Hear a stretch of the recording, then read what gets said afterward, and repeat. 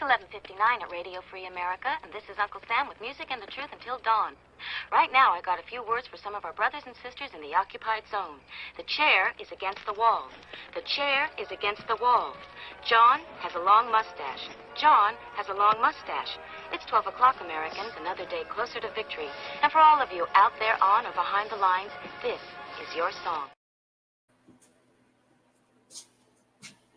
All right, welcome everybody to our daily gun show. Come to you live every weeknight at midnight-ish or later, depending on if they work the time out from under you. And we talk about guns for an hour or more. In this case, approximately 2 hours. This is episode 1511 of our podcast. We've been doing this live every weeknight since 2016. It's 2023, so if you do the math, that's approximately 1,511 episodes. If we never missed an episode, but we technically have missed a few episodes. So I don't know if anybody's out there. We do this live, and we're off a little bit tonight because of whatever they call daylight savings time, being based in Arizona and forgetting that everybody else switched the times out from under us. So we're a little bit late tonight. Thanks for joining us. Wesley's out there. If you could give me some kind of sound check, I'm by myself, so I don't know if the audio is getting out there. But we go live for a couple of reasons. I don't like the whole scripted, produced stuff. I don't like watching it. I don't value it, so I don't create it. I'm comfortable doing it this way. I've been doing it for a long time, and this is the kind of stuff I consume when I'm watching stuff or I'm participating in stuff. And that's the other part of it, is it's participatory. So we go live because it's happening in real life. I'm not trying to present something to you. I'm not trying to change your mind or have you buy something. I'm just trying to keep a conversation going, ideally to normalize guns so that we remove the, I don't want to say ignorance because that sounds like a bad word, but the unawareness that has created the gaps in understanding, and they're using those against us, our property and our rights, and it's frustrating. So what we're trying to do here is remove that and have a conversation, normalize guns at the same time, get better at using the internet, get better at conversations. So this show has been going on for 1,500 episodes, and I don't do it for fame. I would like to be doing it for fortune at some point. So I'd be happy to be making a lot of money at this eventually. But we're here for a reason. We're 1,500 episodes in because we've got some goals, and some of those goals are to change the playing field, change the game. The internet is an extension of all the other mediums that have existed. Unfortunately, it's a lot different, or fortunately, it's a lot different. But it's still treated in many ways like a magazine or like a radio or something that you don't participate in other than after the fact. But in reality, the internet allows us instant participation. And in one instance, I sent out an email, 7 minutes ago to a bunch of people. And now Barbecue is able to join me from a completely different state, unannounced, not scheduled or anything. And that's the kind of power we have with a live show. So anyway, thanks Barbecue for joining us. Yeah, no problem. I literally just saw the email. I thought you probably sent it like an hour or two ago. I was like, crap, I'm late. But glad to know it was only like 7 minutes ago. I barely started the show late because I was sending it.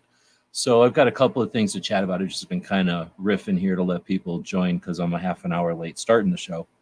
But I also like to say this once in a while so that people that might have found the show or people that are listening to this podcast, I don't assume as much that what our deal is. But we've got goals with this show. And some of those goals are to empower the people that are out there doing stuff and to motivate them and to give them an assist, right? Give them some inspiration and some options. Aside from that, we want to normalize guns, and we can do that by talking about them, talking about more than just the fear, more than just the concern, more than just the danger and the violence, but all the fun stuff, all the mechanics, all the chemistry, all the metallurgy, all the mechanics, all the science, all the stuff that's valuable. And then, of course, there's all the martial end of it, which I'll talk about anytime you want. In fact, we devote a day to that each week. But our goal is to normalize guns, and we can do that by empowering each other to be better at communicating about them, be more comfortable with them. And with all these new gun owners, and honestly, you're all new gun owners. Sorry to say it, but I'm way older than all of you, and I've had guns since I was a baby. So that is a way to live, and a lot of us didn't get that opportunity. So most everybody is a new gun owner. But when we have all these actually even newer gunner owners laying around, there's all the more reason for people to participate and be part of this whole thing, because there's very few traditions that'll last going forward in time, except for the real traditions that matter. Anyway, DJ's joining us. Thanks for jumping in. Good evening. Glad to be here. So Gizzard's going to jump in. That's good. We're trying something new today. I am now definitely a fan of AI.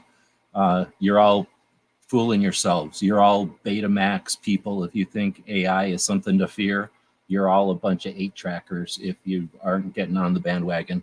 This is definitely not a fad. It is super cool. Here's the thing. I was around when the internet took off, and I got to work at AOL when it was just taken off. Like, I got to see some really cool stuff when the DSL happened, the high-speed internet. A lot of you don't even remember when the internet was slow and lame, and we knew the potential of it because we were sitting on the back end of it. We were sitting on a hub. I knew what fast internet was in '97, so I knew what fast internet was going to be. So I got to see what it is like for people to experience fast internet, and then the internet to catch up. Then there was phones. We all got to experience phones, whether you remember it or not, or whether you perceive that you were there during phones. Think about it. You were there during phones, you were there during smartphones. And you were there during where apps and everything just became invisible. Like, we've been there for some paradigms or shifts or whatever. This one's happening. AI is so cool. It's crazy. So anyway, I'm using an AI to create today's show. So as soon as Gizzard gets in here, we'll actually start off. But we've got a 2-hour outline to talk about content creation. So we'll see if we can stick within the robot overlord's time constraints and do an actual 2-hour show. By the time Gizzard gets in here, I'll have been done blabbing. I'm gonna go check my coffee here in a second, let you guys riff for a bit. But maybe around the 10-minute mark, you guys get a countdown. You guys can see what time it is, right? It's 8 minutes or whatever now. We'll try to go live around 10, and we'll see if we can make it a 2-hour show. Thanks to the Robot Overlords for our outline today. We'll see if it's actually useful. And then if that's the case, I'm always going to have a robot tell me what to say on my show from now on. It seems like that's just the best way to go. So anyway, I'm going to go check my coffee. I'm done talking. You guys can chat for a bit, and then we'll go live when Gizzard jumps in here. All right, I haven't done the feeling here, DJ, that G-Webs has been a robot this whole time. He's just been waiting for this AI stuff to happen so they could become sentient. I think this is confirmation. Well, there certainly has been a lot of traffic over the last couple of years, robot and otherwise, with G-Webs. The fascination definitely exists. I think the excitement tonight is proof well of that. I haven't done a lot of AI stuff. G-Webs, as a matter of fact, who introduced me first to doing some of those video ones. And then I passed some other clips along. AI-generated music videos was an interest of mine for a little while. You ever check out any of those, Barbecue? Negative. Also, it is quite interesting. Real quick, for the last couple of years, G-Webs has always said robot. Now, all of a sudden, it's robot. It's like the AI cleaned him up, and now with them becoming sentient, he knows how to say it properly. We need to find his battery pack and unplug him. Wow, I didn't even pick up on that, Barbecue. Nice eye. I know. That's one of them mandolin shifts or whatever, where you think you heard it wrong, but in actuality, I was saying it right the whole time. So it's one of them Mandalorian shifts or whatever. Robots and Jedi. All right. And bounty hunters. According to the robot, Gizzard has like 4 seconds. Oh, what the hell? Gizzard's late. Anyway, got my coffee here. The dog's bad tonight. Dog was super bad. The worst thing a dog can do, he did. So he's over there. He hit the TV remote? No, he pooped. Oh, well, that's like second worst thing. I mean, hiding the TV remote's the worst thing. I take that back. Chewing up the TV remote is the worst thing, which I had happen like a month ago. I guess I technically have a TV, but yeah, I don't know. But no, he just had I don't know what his deal was, but I don't have to do nothing. He's just like, oh man, I did a bad thing. So he's over there moping. And I don't, I'm not going to tell him he did a good dog. So he's just over there moping. I'm letting him. So anyway, I guess Gizzard's going to jump in at some point. I'll just open up. There he is. Look at that. I won't tell the robot that Gizzard was 51 seconds or 51 minutes. No, he was only 51 seconds late, right? Yeah, okay. The robot probably doesn't even care. Anyway, thanks for joining us, Gizzard. I don't know if you heard we're using a robot to got me all glitched now, to organize the show tonight. Oh, awesome. Outline awesome. Using a robot to robot. Right. There we go. So I typed into here's what I typed into the robot. I go, create a podcast outline for a 2-hour chat about motivating content creators to value their voice and develop their content creation to the scale they can at a pace they are comfortable. And this is what the robot told us to talk about. It's in the description of this video. We have an introduction. We have 5 segments. I'll introduce the segments. And I don't know how to divide 1 hour or 2 hours into 5. So is there something I'm missing there? That's not 10 minutes. It'd be 12 minutes per segment. Thank you. So 12 minutes or so, if you guys can help us, let's say 10 minutes, right? Then I guess 24 minutes if you go 2 hours. Okay, no, it's 2 hours. So I told it for 2 hours. And if you guys have 2 hours in, yep. yeah. So then it's 24 minutes. Okay, so we'll try to go about 20 minutes per segment. And by the time we blab or whatever, let's just see if it even works. It might be crazy. It's not gibberish, right? It didn't come out nothing, but I don't know if it actually makes any sense. I really just copied and pasted it. So I appreciate everybody being willing to experiment. So we've got I'll go through the 5 segments and then we'll dig in. So the introduction, got a segment 1. Why is it important for content creators to value their voice? Segment 2, overcoming creative roadblocks. Segment 3, scaling content creation. Segment 4, engaging with your audience. And segment 5, balancing creativity and business. And then there's a conclusion. And they give us a couple of points for each of these segments. So that's sort of the outline, and that's sort of the deal. I asked the robot what we should do, and the robot told us, and that's what we're going to do. And now we have DJ, who's a I call him the 2A roadie. He assists a lot of shows from various levels.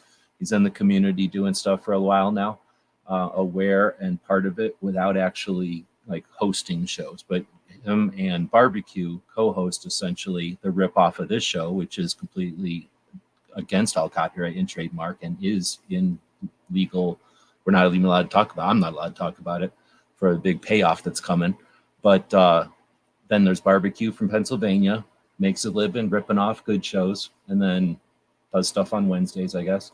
Gizzard from Kansas, took me a second to remember, doing the Friday night show for a long time now. Content creator on multiple platforms. And I'll let you guys, I just kind of briefly gave you guys a description. Let's give you guys the rest of the time here before we dig into the introduction. But just so that people know, maybe fill in the blanks with how long you've been doing content. And just to throw a crazy thing in there, what on a level of 1 to 7 to mess with everybody, 7 being the most enthusiastic and 1 being the least enthusiastic. I'm about to quit. 7, I can't wait for what's next. Where are you on the spectrum of being ambitious to create content? Tell us like a little bit about yourself, whatever you want to say, how long you've been in the game and where you're at on that spectrum. And I'll start with Gizzard since he was the last one to jump in. Okay. So I'm Gizzard Gary. I've been on YouTube with my channel since fall of 2018. The last 3-4 years, I've been a regular host of a Friday night show. As far as my rating on a scale of how I want to produce content, I'd say 5 or 6. I need to be up to 7, but I know what I need to do. I've got the mechanism in place to make that happen. I just need to work on my studio a little bit and get everything set up to where I can do stuff a little bit better and produce better quality content. But I Oh, know what okay, cool. I know what I need to do. So You're taking that more of like a barometer or a gauge. I guess I was thinking of it more of like an enthusiasm. Like if you, and I'm assuming we've all been the spectrum from like, oh, I'm done with this already, I'm out of here, to like, oh man, I can't wait to see what's next. So I guess and it not so varies from much. week to week. Okay, so okay, that's fair. That's an answer. So I just meant it's not so much like how prepared you are as much as how ambitious you are is the question. Right. And Okay. yeah, ambitious right up there with a 6, I'd say. Okay, appreciate it. And now, just to clarify, you've been at 7, like, and then it's fluctuated, and I'm sure you've been at 1 or low before, and it's like Correct. you said, depends on the day. And then barbecue. Same question. I'd first like to mention everybody that yes, I do rip-off shows. Kind of like I'm kind of like the China of YouTube gun channels. Rip off good stuff, bring it out at a slightly cheaper price, and then you consume all my stuff, forgetting about all the expensive stuff that is way better. It's pretty And possibly good. a half an hour later, you're still hungry for the real food. Exactly. But each week you still go back to that same restaurant and gorge yourself for an hour. It's wonderful. So, as far as content creation and everything goes, well, you tricked me into it. Not quite 3 years ago, been going strong with a live chat of my own for 2 years now. Well, almost 2 years. I think I've got about 310, want to be technical, a little bit more than that, live shows under my belt that I've hosted now. Firearms owner, enthusiast, all that fun jazz for the last 30 years. I can't think of much else to add, I don't think. Oh, the how enthusiastic, how ambitious Oh, are yeah. you from 1 to 7? I would say right this very second, a solid 5 out of And it's 7. gone up and down. Yes, I would say in the last couple of years, it's gone up and down. Honestly, if you would have asked me the same question, I'd say just a week ago, I probably would have been more like a 3 or 4. Only recently has it spurred up to a 5, maybe even a 5.5. So. Because you're making a killing on off of them Girl Scout cookies, because all of a sudden your Girl Scout money started kicking in. I got it. That's right. Yep. All of a sudden you start getting the ads. Do you got a link? Is there still Girl Scout cookies out there? There is for a very short time. I'll have to go hunt down the link and. I'm going dry on my funds, but I didn't know how long it is. I'm still waiting for some funds, but I've got some PayPal money that I'll throw at there, so I get a couple from her. But we'll throw that link out there. Hopefully DJ's got it handy somewhere. As he's oh no, I'll let Ghost go if you want to take a second to grab that link, DJ. Assuming you've got it, unless you want to just go because you were the first one in here. Oh no, wait, Barbecue was first one in here. So yeah, anyway, go ahead. DJ, how long? Bio and hotness. Right on. Well, early January, I've reached my 10-year anniversary. My YouTube channel did. If you check it out, there's very little to see. So I guess I'll address the ambition. I don't really have an ambition for content creation, but I do have an ambition for the participation in content creation. It's almost, on the whole, it is live chats that I participate in. Other content creation is something that I might aspire to at some point. It would be more like sound reinforcement, maybe even video. I've done field work in both. That kind of remains to be seen. So on that scale, I'm about a 1.5 as far as creation goes. And for the future, yeah, not much more. Not much more. I like the groove that I'm in. I really do. Right. Well, there's a couple of ways to hit that. We're talking your ambition, not your ability. So like whatever you feel your input is, which is debatable. I was saying more like your ambition, like what are you optimistic to the future or are you pessimistic you're about to throw in the towel? It's that kind of rank. So 2.5, like you're about to throw in the towel? No, I think now that I have a greater understanding of what I was answering, I'm about a five. Yeah, Okay. But again, it's fluctuated, right? for sure. It has been a pretty sustained burst since barbecue. Barbecue dropped on DGS before I did. I came in not long after that. He's always good with the dates. I'm horrible. And from then on, it's been sustained. I've only maybe dropped out a few days, no more than 4 or 5 from what I would consider to be my consistent appointed rounds. Those are self-appointed rounds. I've dropped off on a couple of different regular podcasts. Like I no longer go into say SAF's Polite Society podcast anymore. But years of doing that daily and dropping links and doing so for other ones. I participate a little bit less in the social, just the social, the gatherings kind of chats. Gary's is one that I actually hang out in once in a while, but otherwise that kind of shooting the breeze, hanging out kind of stuff. I don't do that much. So give me up to 5.5 on that, G.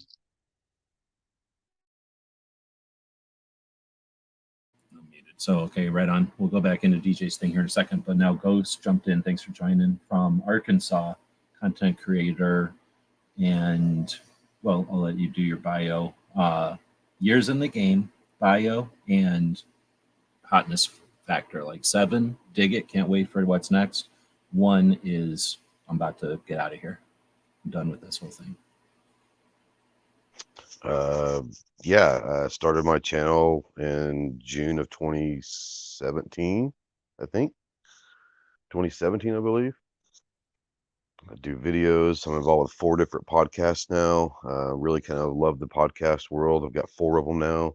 Do the video stuff. And as far as ambition, I'm like a 14 probably. Right on. All right, so appreciate that because we're already behind. The robot's going to get pissed. So let's go back to DJs. Gizzard Ghost have been in this the longest. Barbecue doesn't count because he gets it for free. How much would you pay to have somebody come in and, as you're talking live, listen to your show, be participatory, and then drop links as appropriate on cue?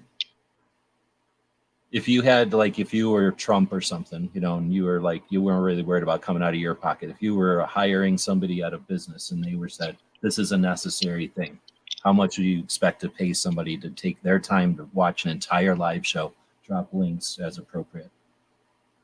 I mean, you don't have to spend forever, but I mean, that's got value, right? Who's addressing that question? If the scenario that G just laid out, even though I don't count, if I'm like Trump and money at that point, probably really no object, and I believe that stuff's truly important, I'd have no problem paying somebody like $1 million a year.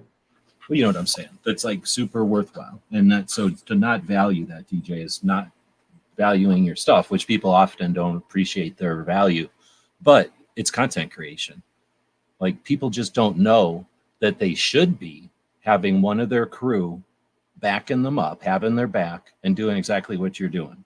Like, if somebody was doing it for real, if I was consulting someone on how to do the shit for real and get the most bang for the buck, they're going to have somebody like you doing that. And you're doing it for people who couldn't and wouldn't and don't think about having somebody or even asking somebody. And you're inspiring people that do it in other chats when you're not there by leading by example. That's ultimately important, and that is content. So you're creating content just because it isn't a fucking video or a podcast or whatever you could be doing. Oh, Scoot Mark's throwing real money at us. Thanks for that. Appreciate it. I see that Alan Anchor is out there. I don't know what that is. What you guys are saying in the back chat there. Are they here already? What's the deal?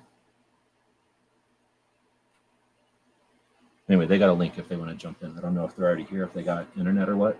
I put a link to Barbecue's daughter's cookies. So if you're interested in getting Girl Scout cookies, you can get them from somebody that you know's daughter, and that'll help her out, I guess, help out her troop, right?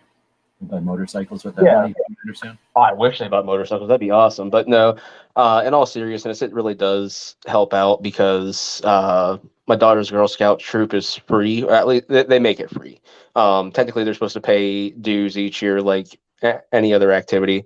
However, the leaders in my daughter's troop want to make sure that no girl who wants to do Girl Scouts is left out because their family might not be able to pay for it. So they pay for a lot of the girls' dues, if you will. They pay for a lot of the girls to attend the different events if they don't have enough in their account from different fundraisers that are done, things like that. So, and the cookie sales are where the majority of that money is made to keep options like that open for girls that may not otherwise have the opportunity to do Girl Scouts. So, Right on. So if you got money, you're a capitalist, you like redistributing resources, there's a place you can redistribute in front of somebody that does something that you value.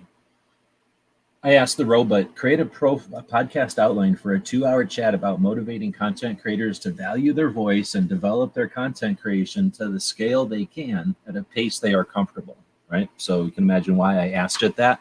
On Mondays, we try to inspire and inform. So it gave me the title, Empowering Content Creators, Valuing Your Voice and Scaling Your Content Creation. And while that gave me a content creator boner, I was like, give me 3 alternative titles.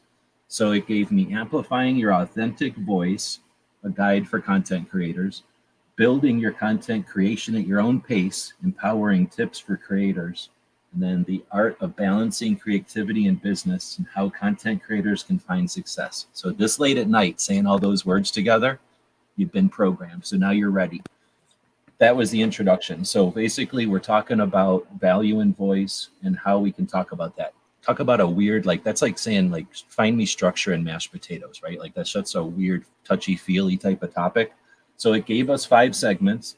We're completely off the robot schedule, and we're going to pay for that dearly, I'm sure. However, we've essentially done the introduction, and if Barbecue is correct with his math, we're only 3 minutes off if we counted the introduction as a segment. So the first segment is, why is it important for content creators to value their voice? I'll shut up and let y'all talk.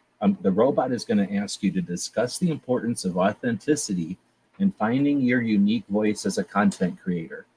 Share personal stories and examples of successful content creators who have valued their voice for the next 24 moments or minutes. But does that work? Or is that too weird? But no, I think that works. Got 10 minutes, let's say. Go. I'm just going to first say, if you don't value your voice, why would you be creating content in the first place? This is kind of a narcissistic thing to be doing in general, because you're sitting there going, hey, I've got something to say and I think it's important. Listen to me.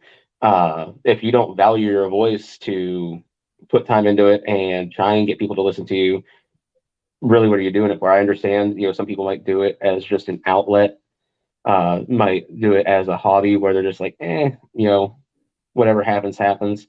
But at the end of the day, I mean, if you're truly wanting to put out a message, you should be valuing your voice and wanting people to hear you. Awesome. I think the robot approved that. I don't know if everybody has to say everything at everyone, but anybody who is interested, please feel free to chime in or tell me to shut up if there's a better way to do this. I'm just attempting to do the robot's bidding to me. I will say everything at everyone. Well, I mean, if just having a bunch of people together once a week to discuss topics and stuff like that was sufficient, any one person could do a podcast and pretty much, wipe it off the slate for everybody else. But I believe everybody approaches things a little bit differently. And I didn't, speaking for myself, decide to create a show because I thought I could do it better than everybody else. I just wanted to participate and see what kind of product, if you will, that I could come up with and see if it was something I could sustain. So I don't compete with Guns and Barbecue. I don't compete with G-Web's Ghost. As far as my show's better, my show's worse, I enjoy them all. I participate in them all. But I enjoy each one because of its uniqueness in the way it's presented. So I think you have to trust your instincts after a while and bring your show across with your personality, as Ghost does. Everybody knows who Ghost is. We all know that he enjoys crayons and stuff like that. That's That's not a problem. I don't, but You I don't have know my what you're own. missing. I'm sorry. Oh, well, I'll have to try them sometime, to be honest. I've never actually eaten one. I'll be honest with you. But I do believe that the way each of us approach our shows differently and maybe have a little bit different smattering of guests and stuff like that is what makes all the different shows each week unique and interesting to people, and why we have a community of viewers out there that go from show to show and enjoy them and stuff like that. So I think uniqueness is a point of strength. So you have to know what you do it best, try to hone the craft as much as possible, and then put it out there. Yeah, I'm going to take it a little bit differently than a show, because a show and a podcast, whatever you want to call them, Mhm. are one thing. But we're talking about content creation also. That Oh, means crap. doing videos, standalone, videos. And I think the biggest thing that a lot of people try to do when they get in is they see certain channels doing certain things. They think it's a cookie cutter recipe, and they say, "Well, if I do this, this, and this, then I'm going to blow up just like XYZ did." From the very beginning, I literally tell myself is I make videos that I would want to watch, and just trust that there's other people out there that have the same weird sense of humor. They're looking for the same kind of content. They have the same interest. So it's not necessarily valuing my voice, it's trusting that there's people that have the same type of voice. And so for me, I make content that I personally would want to watch. And if other people find it entertaining and educational and helpful, then fantastic. But I'm not trying to be anybody else. I'm just trying to do what I do, and just hope and trust that there's other people out there that share the same interests as me. Real quickly, let me add on to that. When I watch other channels, I see some of the things they do. If I see anything that I like, I might try to incorporate that into my videos. The way they Oh, presented this. absolutely. Hey, it's not so much of being a copycat so much as I never thought about doing that. Let me try my swing at that. So I think we all learn from each other. Absolutely. And going off of what Gizzard said, I'm actually a very competitive guy. So it doesn't matter what I'm doing. I try and find a way to compete. And most of the time, the other people don't even know we're competing. It's just me inside my screwed up head competing. And like show wise, like um, I'm somebody that often is very self-deprecating. So even when I'm talking about my show, I'm like, "Oh, this one's a dumpster fire." Which there's time. I feel like most of the time, if I call a show a dumpster fire, it was a dumpster fire, at least in what I'm looking to put out there. But likewise, I often will say, oh, Gizzard shows way better. Fossa, Ghost, G-Webs, Clover, you name it, and I'm probably going to put their show over mine every single time. But at the same time, I think it's kind of hard to compete when comparing shows because we're not, while we're making two-way content as far as shows go, we're not exactly on the same wavelength on what we're doing. So while you're comparing fruit, comparing apples and oranges still doesn't quite compute. Um, but in the competitive nature of me, I might look at Gizzard and I'm like, oh man, at one point I was only a few hundred subs behind Gizzard. And then Gizzard started doing shorts and boom, he has just been crushing it in his sub count. And now the competitive side of me just like, oh, hey, you know what? I've got to catch back up. So how am I going to do that? And you could call it copying. Maybe I'm going to do shorts then, because one, it's obviously working for Gizzard. Two, there's a lot of different content creation expert YouTube inside people out there that are like, yeah, hammer shorts. It's a great way to get subs, things like that. And I realize subs aren't the end all be all. The end all be all is view time. But if you're getting people to click that sub button, then there's a good chance that they're going to get pushed another video of yours, and that in turn will eventually help with view time. But so I'm always competing in some way. And while it's nothing super serious, it's just little things that kind of give me a personal goal, I guess you could say. To Well, I play think. devil, to play, I'm sorry, to Go play ahead. devil's advocate, and this is just not to say that you're wrong, because I think that you're absolutely right in all that. But we're talking about this topic: subs, view time, views. None of that matters. Ultimately, it matters you put out a product that you're proud of, and whatever happens, happens.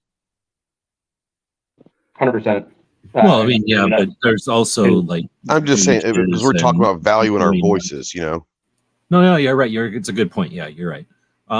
Just to the robots, to appease the robots, I'm gonna cut us off just so that we're not going too far, but also give me a second to say stuff. So, Barbecue said sometimes people can't tell when he's competing, but I think of it like being on the bullet train, the high speed bullet train going at full speed, and then casually looking out the window and seeing some little kid on a tricycle trying to race you.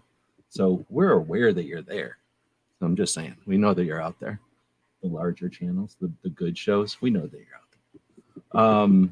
And then we've got Ghost. You guys both brought it in from different angles. All three of you brought it in from different angles. I don't know if DJ is going to throw anything on here because I'm corking them.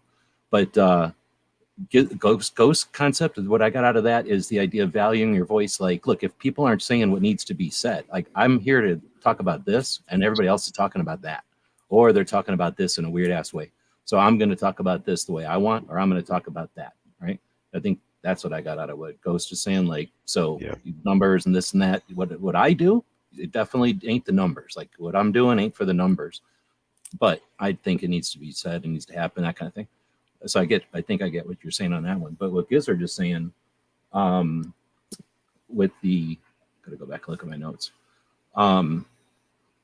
By, or at least what I heard from when Gizzard was describing there, and I was going to ask the people who've been listening for long enough. You don't have to have listened to what I've listened to or paid attention to over the years, but whatever it is that you've been paying attention to that's actual people, right? Not just prepared product, but like people doing their thing.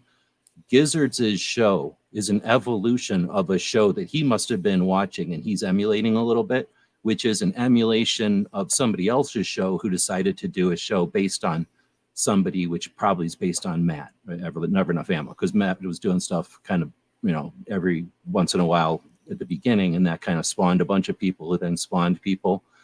But that's what I'm getting at. It's like the evolution comes from the example, right? If you're not out there valuing your voice to be part of it, then it ends, right? Like it doesn't keep going. I guess maybe I'm crapping out on that, but what you were talking about there made me think about how valuing your voice, like putting your thing out there.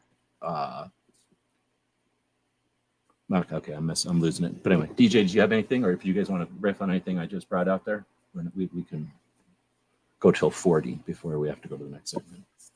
Oh, should be able to go till 48, right? Let's say because it's 24 minutes per segment.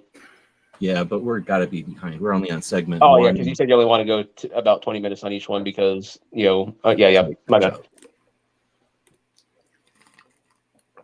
Did I give Shefire's link? You're not obligated to jump in, but you're welcome to for sure. Anyway, I don't know if DJ's got anything. He muted and he stayed muted. Something freaked out there. Well, I'll just throw in one thing. Because, again, going on what Go said, the key is valuing your voice. And while I just mentioned, like, yeah, I can chase some of those numbers and I might be competing with Gizzard or, Obnoxious One, who knows, for whatever reason, I might see, maybe just one of their videos did, certain amount of views or something. And I'm like, oh man, I could do the exact same video topic. And if I'm gonna, in a sense, copy something like that, it's not because I'm chasing anything like those numbers. It's because I want to still do that content. I'm not going to sit here and put out a bunch of shorts if I don't want to put out shorts, because you know what? If I don't want to do it, I'm going to have no motivation. And if I don't have the motivation, one, I'm not going to keep doing it. And two, the quality is going to be less than what I want to put out in the first place. So, yeah, I agree 100% with Ghost on that aspect as well. I guess, like, let's say that you're a painter and you like painting, right? And the best thing to do if you're a painter is to have somebody pay you to paint, because then you're painting, you're doing what you want to do, and somebody else is paying for it. And if you really enjoy painting and you got to go paint, you're going to go paint for people so that you can get paid to paint, right? And wherever it is that you're doing that, they want you to paint pictures of snowmen, and you'd rather paint pictures of beaches, right? Are you saying something? Maybe I'm getting this wrong, but like you might as well paint snowmen because at least you're still painting. Or am I understand? Is that what? Or am I totally off? Well, I recently really started to subscribe to the theory that sometimes you got to do the stuff you don't want to do to pay for the stuff that you want to do. I'm using a bad analogy. Like if you want a video edit and you're not into shorts, but everybody's watching shorts, you might as well video edit shorts for a while because that's the trend, knowing that it's going to be something else 6 months from now anyway. And that way you can still video edit and still get some interaction and not try to fight the trend or fight the fad or whatever. Is that what you're saying? Yeah. Okay. Well, in a sense, like I'm going to equate it to the photography stuff that I'm doing recently.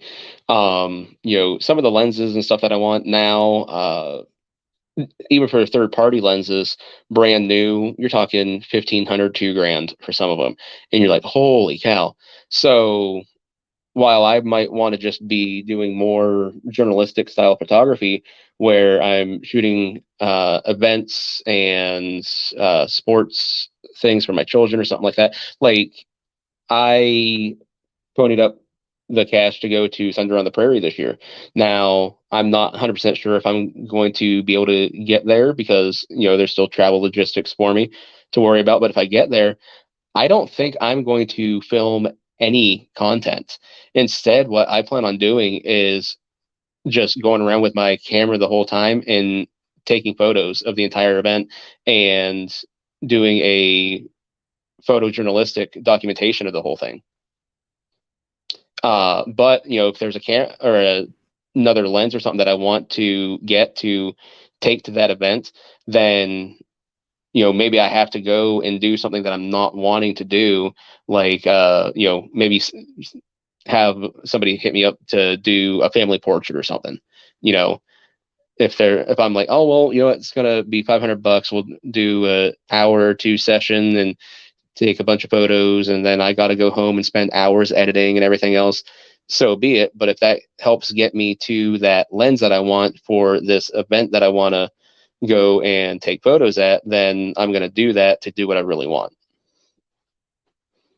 If that was at all followable. No, I got you. In other words, pay the piper, I guess, a little bit. Like do the thing that lets you get to the thing you want to do more. Yeah, I guess so. I mean, you're still doing what you want. You're still editing. Kind of the same thing. You're still editing the pictures. It's just you're not necessarily editing the pictures of what you want. Anyway, so I'm going to move on to the next one. Overcoming creative robot. And I appreciate everybody. If this is a horrible way to do this, let me know. I'm blaming it on the robot. If this is amazing, then I'm taking credit for telling the robot. No, I actually like it. I think it's a pretty cool thing, G. Okay. So we were only on segment 2. It's either going to get crazy at the end, or by the end, maybe the robot will have programmed us to be like weird or something. We'll find out. Overcoming creative robots. Discuss common creative roadblocks content creators face and how to overcome them. Offer tips for staying motivated and inspired. Sounds like you've all been on the spectrum from 1, about to end this is lame, or wait, I'm going to stop doing this content, this is lame. Or on the other end, 7, like, this is great. I can't, like Ghost was saying, I'm beyond 7. Like I can't wait to see what comes next. So that being said, offer some tips for staying motivated and inspired, and discuss amongst yourselves for the next 20 minutes or so creative roadblocks content creators face and how to overcome them. Thank you. I mean, I think we've all hit roadblocks. I think we've all hit the wall sometimes. We figured, is this worth the time and the effort? I mean, I think everyone who's done this for even a little bit has had that. I think the biggest thing that you can do is kind of what Gary was saying, is it's not necessarily taking from other people. It's when your creative juices might be running low and you hit that writer's block or that roadblock, Sometimes getting ideas from other people and say, "Ah, I never thought about doing something like that." Sometimes little things like that can help rejuvenate your writer's block or your creativity. For me, I'm not a creative person at all. I'm not artistic at all. I can mess up a stick figure and I can't draw a circle. But for me, Photoshop, like when I feel like I need to get creative, I'll just go in and mess around on Photoshop because for some reason I can get creative and artistic on Photoshop. It's not because I'm not having to draw something. That's how I do it. But a lot of time I think that people, if you hit writer's block or you hit creative block, sometimes it is okay to go get ideas from other people because that is how you start. It's kind of like the movie Finding Forrester. You know, he was asked to start by copying Sean Connery's first sentence of his poem, and then from there do his own thing. Something like that takes a little bit of something from someone, and that might help you create your own thing from that point on. Well, I think there's something to that. I know before I started doing the shorts, I was in kind of a funk where my sub count wasn't going anywhere. My view count was just pretty much static. And I'm like, I'm not sure how to get off of this point where I'm stuck. And I had some friends suggest doing the shorts thing because they said, well, you can pick up a lot of subs that way, and it's really not hard to do at all. It's not, to me, somebody who's geared towards doing, live content and review videos where you have to, practice in front of a camera. You've got to get stuff right and everything else. Filming a short is kind of, I hate to use the term junk video, but it's pretty simple to do. You aim a camera at your hand and you hold this thing and move it around, or if you're at a range, you might shoot it 4 or 5 times and 15 or 20 seconds, you throw it out there with some music and hope somebody watches it. And then again, I've done a lot of those. And you'll do 3 or 4, they'll do really well, and then you'll put out 2 or 3 and they'll get like 20 views, and you're like, what the heck? So you never know what to expect with your content. Sometimes you don't think your content's going anywhere, and you do feel like you're losing a little bit of your purpose as to why am I doing this. But you got to realize a lot of your static content that you put out there is out there for the long haul. I've had videos that trickle in 50, 60 views a week and have for years. Not a lot of views all at once, but after 2 or 3 years, you look back and say, wow, I guess I have had some people watch that video after all. Uh, so, you've got to to me, build a body of work out there. And it's, some people will go out and search out your older videos sometimes and watch those. And you don't always have to be oh, here's the newest gun or here's the newest shiny thing. I'm the first one that's got this out here. Woohoo, look at me. Here's your peak. Uh, there's something to that, but there's also something good. Being consistent is what you do. And kind of like you said, you do refine the art. After a while, it's like, well, maybe I need to do things a little differently. Maybe I need to shorten the intros. Maybe I need to talk a little bit faster. Maybe I need to just not talk so much at all and show more stuff on camera. You're always maybe tweaking the formula a little bit, trying to see what works, and it changes. So, there is no one thing you can do that's magic. And it's like, okay, you're going to have 100,000 subs here soon. You just got to keep surfing the YouTube wave of what works and trying to constantly find that where you can consistently get better. And I think we all try to. I don't know that you sit there and stare at numbers, stare at sub counts, stare at view counts, but you do. If you don't think anybody's watching your videos or looking at your stuff, after a while you're going to think, why do I do this? So yes, you're trying to appeal to the viewers somewhat. It's kind of like fishing. The way you're describing that, it makes me think of like fishing. Like, unless you're in a weird situation, you're not doing it for like food. You're doing it for recreation. So it's like you're mildly interested that you're going to be successful. There's no point in just sitting in a boat, right? So you want to be successful. you know a couple of things to do, but if all of a sudden the fish stop biting, you might look around and go, what are the other people doing? And then maybe experiment with trying hot dogs instead of top spinners, you know what I mean, or something, right? And Mhm. you know, is it that, like, you know, you're gonna casually or mildly, sometimes you get really into something, but you know, this fish are still gonna bite on hot dogs, like, you know, I don't know, maybe I'm going off on a tangent here. So Some fish will. yeah, so I had my aunt caught a 36-inch muskie on a McDonald's chicken nugget the one time. So Intentionally, that's what she was using as bait for muskie. not on. I think they ran out of bait, so she's like, "Oh, I got a chicken nugget," and she But tossed it that's out there, and it's just by oily, chance. smells different, and it's definitely meat, you know. I don't know Yep. how long it would stay together on a hook, but muskies are predators, so you Yep. can imagine Yeah. one going sniffing that and going, yeah, I'm gonna eat that. So, Interesting. I put a real good question out there. I killed the other question. The new one is, who would win in a donut eating contest, specifically chocolate iced donuts? None of the weird stuff or anything goofy, just or them weird plain ones. Just specifically chocolate iced donuts. Barbecue, DJ, Gizzard, or Ghost. I'll stand out of this one because I would win. So if these four had some kind of a donut eating contest to the death, or at least for the prize, maybe, because we're not allowed to say that on YouTube. So for the prize, which one's going to win? So far, I Ghost doesn't interrupted. have any votes, probably because he eats so many crayons. He I doesn't was have gonna an say, appetite for donuts. I don't. if it was Crayola icing, It's not even a contest, guys. At that point, who's playing for second at that point? I'd So we're say going. I interrupted the overcoming creative roadblocks, and then Gizzard was talking about, and I started taking that to fishing for some reason. And DJ, you want to throw anything in on these, or not snuffing you intentionally? Oh no, I'm hanging out, enjoying the conversation, and when I got something, I'll pipe in. so. For myself, um, like I mentioned before, finding a way to be competitive, whether the person that I'm being competitive with knows or not.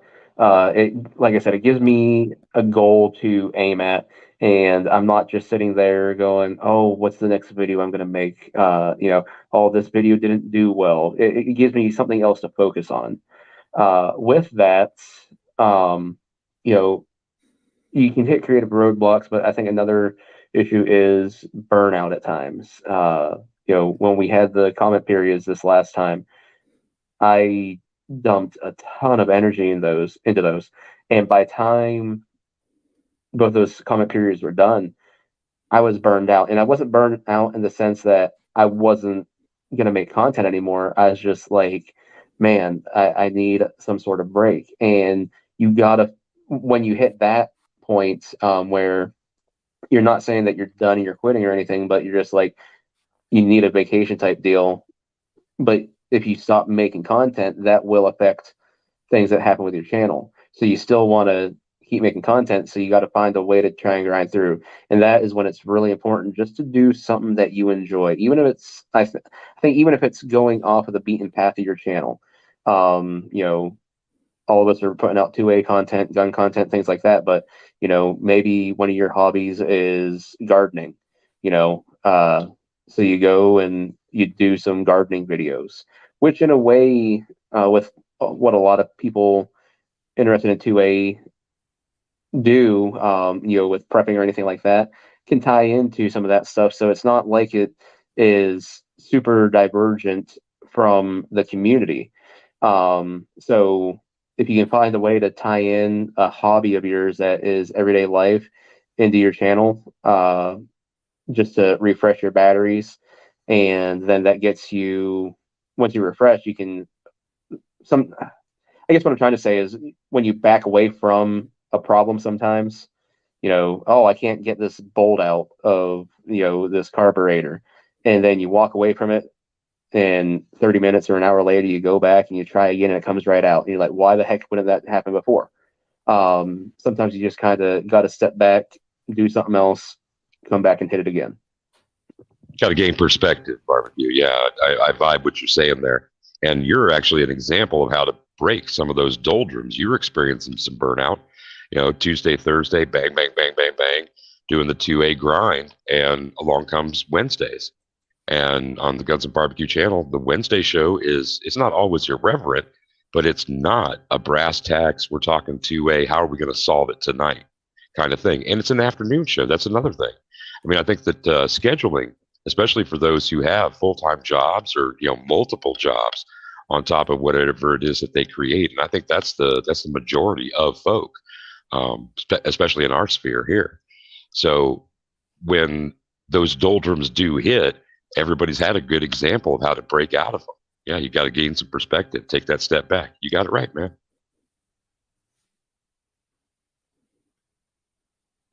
Was that everybody for the segment 2? I think so. Or did you guys say robots? No. Right. So we're going to segment 3, right at the hour. Yeah, we're right on track right now. Yeah, we're kind of right on track. So the robots are giving us 4 minutes. So we'll take this time to thank everybody for joining us. If you look underneath of your chairs, the robots have graciously given you whatever needs underneath your chair. It's provided by the robots. You're welcome.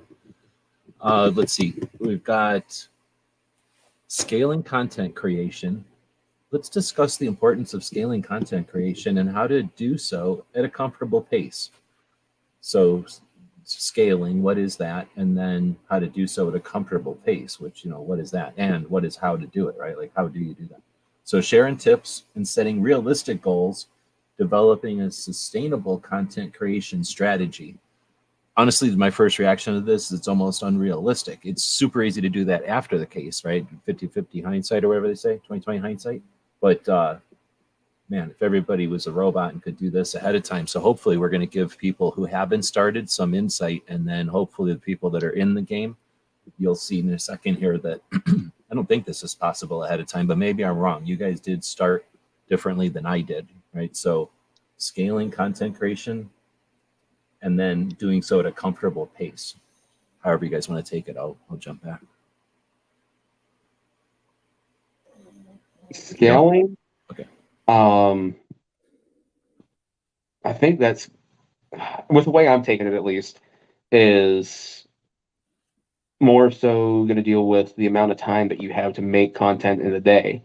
And for that matter, during the week. If you've only got 20 minutes a day to make content, and perhaps if you're lucky, an hour and a half per week, you might only be able to put out one video or one live chat, who knows what. And that's one reason recently I haven't been super worried about making videos, is because I've been really busy. I'm helping coach wrestling.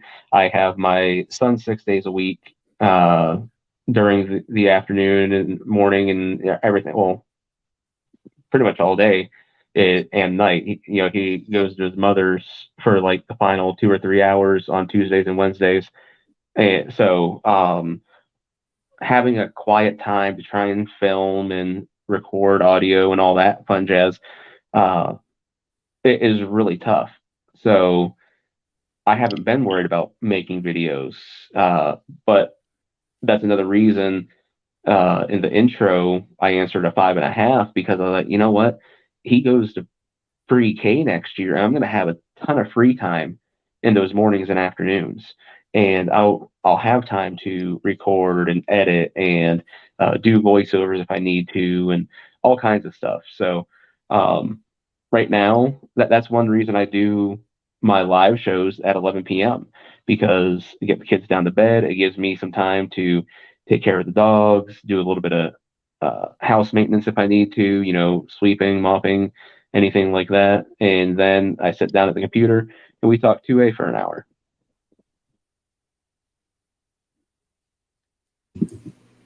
Yeah, there are definitely ways that channels give themselves an edge over others when it comes to scaling. It's the kind of thing like, is your thumbnail good? Are you do you try to do things that increase audience, viewer participation? Do you do viewers become subscribers? I mean, it's like, it is so boring and stale to hear constantly, like, comment, share, subscribe. I mean, it's robotic. Oh, robotic. Funny. Didn't mean to do that, but yeah, it's like a robotic response. It's got to have some spin. It's got to have something on it.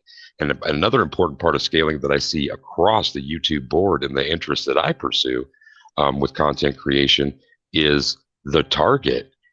I'm 53. The target, YouTube target, is not me. It's 25, like what, 25 to 50 to 45 or something like that. There's like a 20-year chunk in there.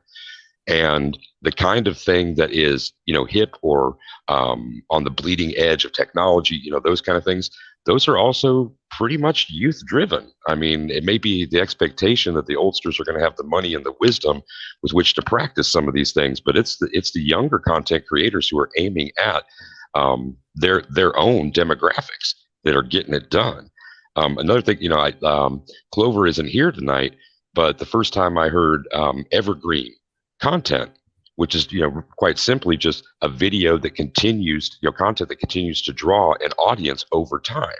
It doesn't age. Now, what is in the video, or what outfit somebody's wearing, or the references they might make. Now, those might become dated, but the content itself, what's being presented, if it's got legs, make it universal, make it appeal to youth. Another thing about scaling, and I'm not a content creator, and I'm rambling, so you're getting DJ'd. I'll pass back after a couple more things. Posting videos at the right time of day. I mean, I have so many subscriptions that, I pull in, like the European ones start to ping off real early, because I just like listen through the overnight and consume that way as well. So when those things start coming, it's like watching the time zones crush. And there are strategies for that too. And I've been a party to conversations where are we going to move this? Where are we going to put this? What's going to get the best viewership? That's intelligent. That's the way to pursue, be persistent about these things. Cross promotion. Gary's a decent example. Gary, you're a good example. I shouldn't have said decent. I apologize. Is a good example of that, because that every time a new platform pops up, Gary's there. And that is an incredible strategy. Each time something new pops up, social media or, linked or close kind of thing, go out, grab your name. If somebody else decides to grab it, then what are you going to do? Add, 69 after the damn thing, or your birth year or something crazy like that. It ends up being one of those things where branding becomes so important. And I would have more to say, but I want to pass it over to the cats. Now, my interpretation of what I mean by scaling of content is deciding what to put out, when to put out, and stuff like that. And a lot of that was based on consistency. And I've been guilty as much as the next person of going weeks, months, and not producing any static content out there.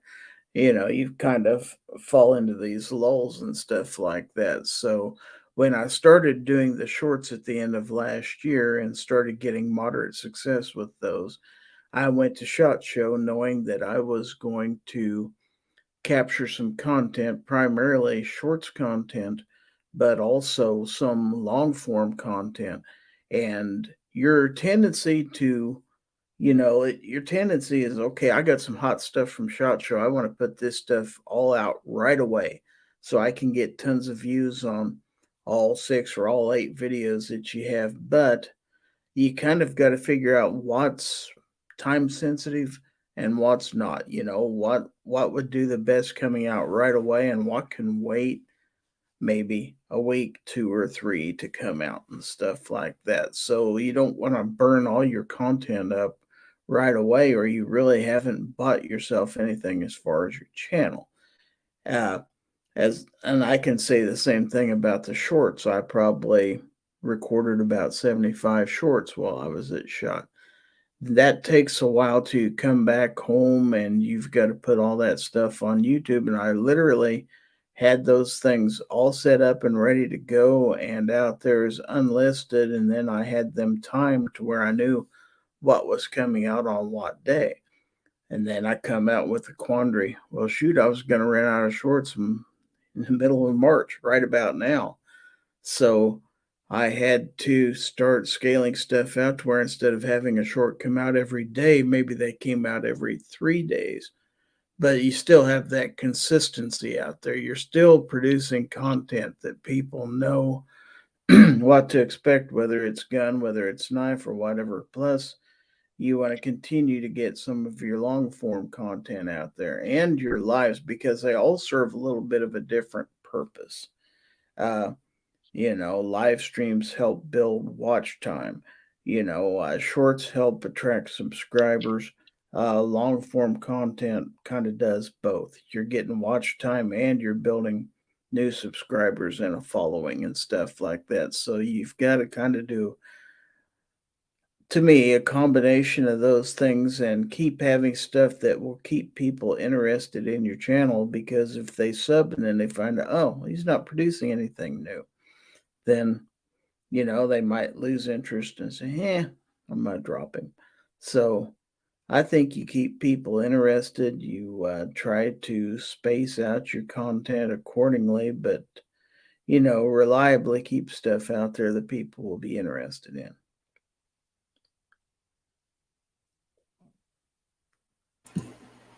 Ghost? I think it's all been said. Well done, guys. All right, so then first off, to sidetrack our palate cleanser here, Skidmark is in another country. Yes. Barbecue is any way he can donate to the cookie drive, even though where they call them, they're biscuits. Yeah, let's say those poor fellas. But yes, Mark of the Skid. There is an option to just donate. Now, I think you can choose to just donate a dollar value. You can also choose to donate cookies. So you can actually go in and make an order of cookies like, oh, I would love to have these, this, or that. And then those cookies are donated to some thing that Girl Scouts do. So, but either way, if you wish to donate, which is very much appreciated, thank you. Those are the ways that you can do it. Awesome. So then, And G, if you don't mind, I think that's a great example that can spring back to the scaling international, and having a global appeal with your content. It doesn't have to be in a separate language. You can be English, but you have to find ways to appeal to people in other countries. One of the biggest things that I noticed when some channels would just go zoom, to the ziggurat, is Spanish. Like a huge audience out there. I mean, look at the global numbers of Spanish speakers. There was, I don't think he would mind because it was discussed during a live. Baron SVG had the idea to do translations of videos. That was genius. I mean, I think he did one or two, but like doing that kind of thing, repackaging and repurposing, I don't want to go in the weeds about that because that's another really interesting subject. But here's the opportunity with Skidmark to point out that a global appeal is something that really will work. It'll draw. I'm okay with the Spanish thing, but I don't know. I've had a lot of success talking shit constantly about Europe. Yeah, I don't really pay attention Canada? to things because it's no, I don't really care about Canada. I like Canada. And left-handed people. That's their problem. They chose to be left-handed. It's a choice. So here's the thing. Yep. When you talk shit about Europe, or I talk shit about Europe, this goes back to the olden days, not just when they pushed 9mm off on us, right? Back in the 80s. But when I worked at other companies along the line, Europe is stupid about the internet. Like, they're really dumb about it. They want it to be like communist. Everybody owns it, or the state owns it, and everybody just uses it weird, like BBC. And screw all that. So they do their internet weird. So I've always had this like annoyance of how if you try to include Europe, you got to jump and dance to their music, and their music is goofy. So I don't like Europe, like for a lot of reasons. You know what? But it's a real pain in the ass to. And then there's other countries that are different reasonings, but just difficult, like language. Usually, it's just difficult to even understand the cultural difference. If you look at the language difference, there's also that cultural difference, right? Like, people don't get it if they haven't done. I'm not saying I've done a lot of international, but I understand like the crazy. Anyway, Absolutely. Well, and sort of a counterpoint is a lot of international creators will do stuff in English because the dominance is, channels and YouTube and other platforms. It still is English. So, I mean, I have a lot of, like, say, guitar channels, music channels, luthier channels where they're international. You have, Germans, Austrians, Spaniards, French. I mean, everybody is doing stuff in English. And one of I don't know if it's peculiar to guitar, but in that youth market, Scandinavia is huge. It's ridiculous the number of subscribers that some of these guys have, All right. and All they right, have. I'm cutting you off. We only got so much time. Everybody's getting tired, and you're trying to get us to do international. I got to draw the line somewhere. So I hear you, though. No, I hear you. There's definitely potential there. And honestly, to normalize guns, I'm dismissing you, but no, I shouldn't be, because there's a lot of normalization potential there. And honestly, what we do here is seen and emulated by other countries, or at least they're aware of us. And it's hard for them to say constitutional carry is a bad idea when we've got 50% of the country cruising through it and being just fine, right? So we are setting some where I don't want to dismiss it too much, but I do got to keep moving for the robot's sake. Going to take a palate cleanser, rapid fire question, pick one, and then that's your box of cookies for the night. DJ. Peanut butter patties. Okay, that's off the table. Gizzard. Do-si-dos. That's off the table. Ghost. The mint. Really? Okay. Barbecue. Tagalongs. Awesome. I'm taking the coconut ones. So done. In person only. Bullshit, but whatever. So none of us are even complaining. I don't think anybody got forced to take any cookie they didn't want. And we all got a box of cookies. You can get a box of cookies if you use that link that's pinned at the top. Buy them off of this guy's kid. Help their troop out. We got the internet, the AI. This is the future. Get used to it. DJ had said something about aiming for the youth, which has always been the thing, right? So my question is, aim for the youth or aim for the old? We have the greatest generation. We have the boomers, right? The kids of the greatest generation. We have the boomers, which I believe is called the boomers because it was a population boom, right? They're aging out. We've got the people that were born after, I don't know, we're all the same age. So after us, that population had kids, and that population is really big. Which is bigger, the new youth population or the boomers? We're just going to do rapid fire, and then we're going to let the robots tell us. But going backwards, barbecue. Who's bigger, young or old? I'm kind of in the middle there. So I thought the newest generation is supposed to be the biggest now, but they're also like the wussiest. So, yeah, I think the newest generation's biggest. Okay, DJ. Well, I'm not sure what generation we're talking about beyond baby boomers, but I have to participate in Generation X. Boomers are dead, like literally and figuratively. Stomp it into the ground, and they're going to get. I mean, I'm sorry to be so morbid, but like it's time to bury. You're talking about people who are at a minimum 60-something years old. You know, modern medicine and good health aside, there's that generation's on its last legs. It's leaving. And it is not as technologically apt. Go ahead, whoever it is. That's rough. Gizzard's in here. Goodness Right on, but Gizzard's an exception. But I think you're conflating the boomers and the greatest generation. The greatest generation is Pelosi falling over at 90. The boomers are our parents. So, but okay. I'm a boomer. But I don't know if you're done. I interrupted you there. Pardon? DJ, I interrupted him. I don't know if you want to keep on. Well, no, yeah, it's like landing on the shoulders of Gen X would have been nice, but it's not.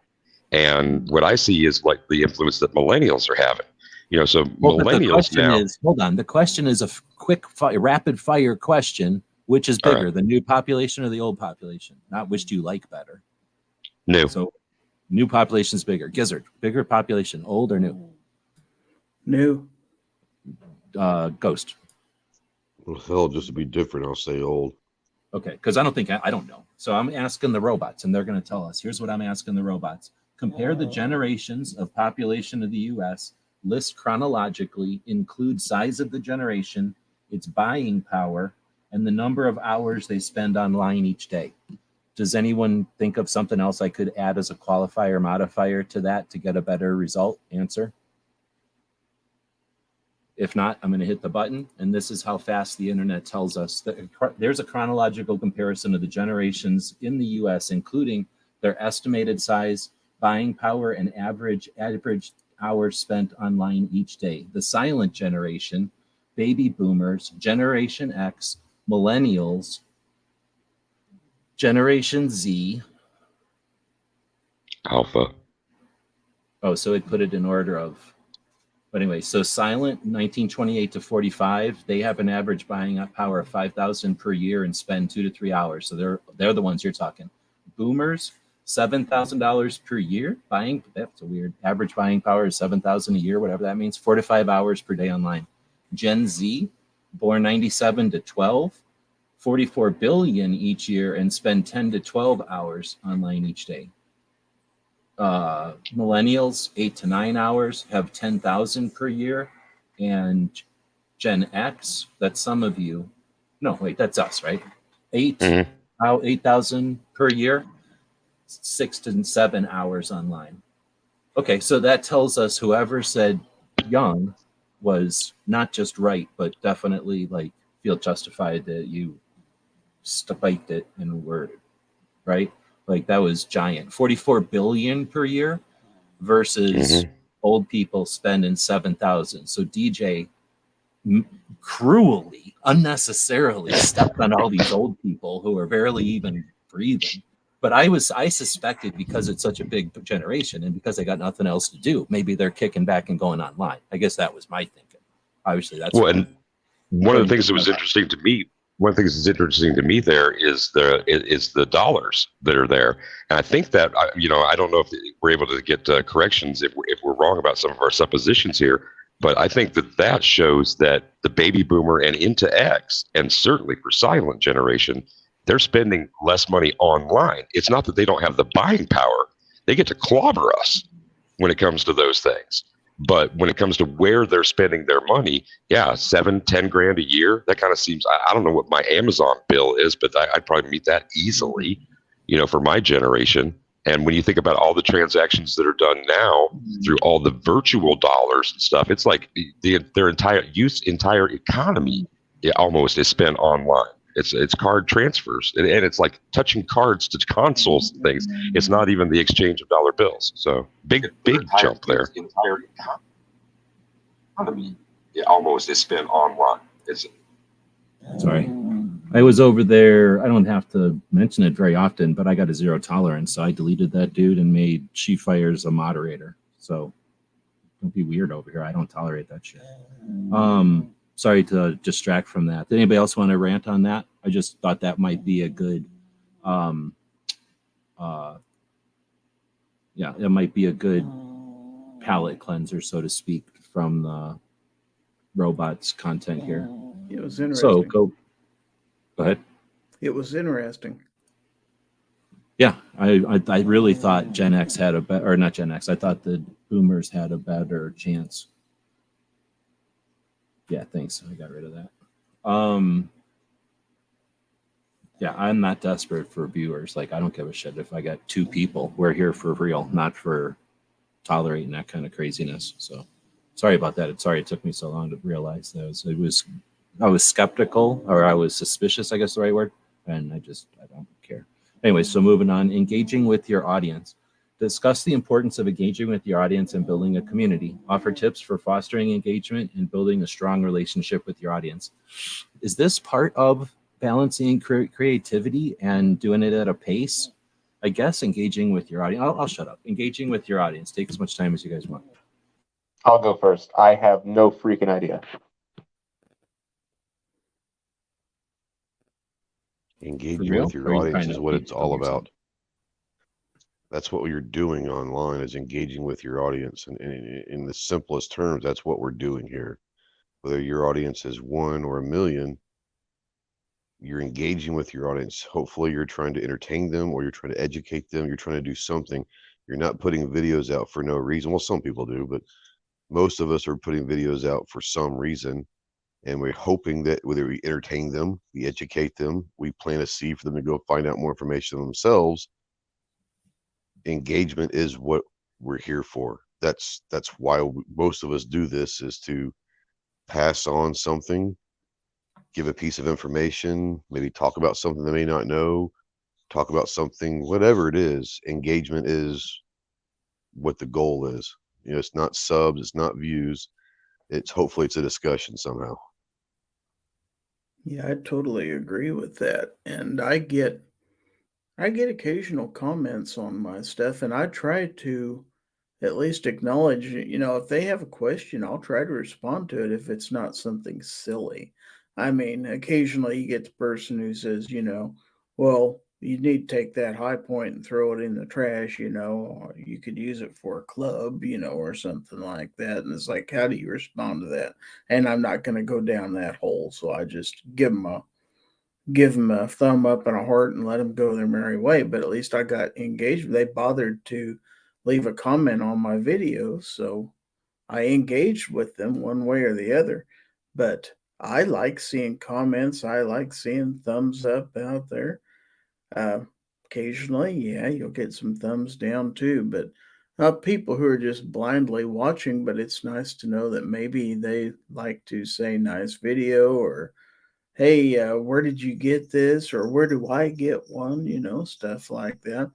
And and on lives too. I think when you go to live stuff, it's horribly important to me to pay attention to the text chat uh, that's coming in, because those people are going out of their way to spend 30 minutes, an hour, 2 hours with you.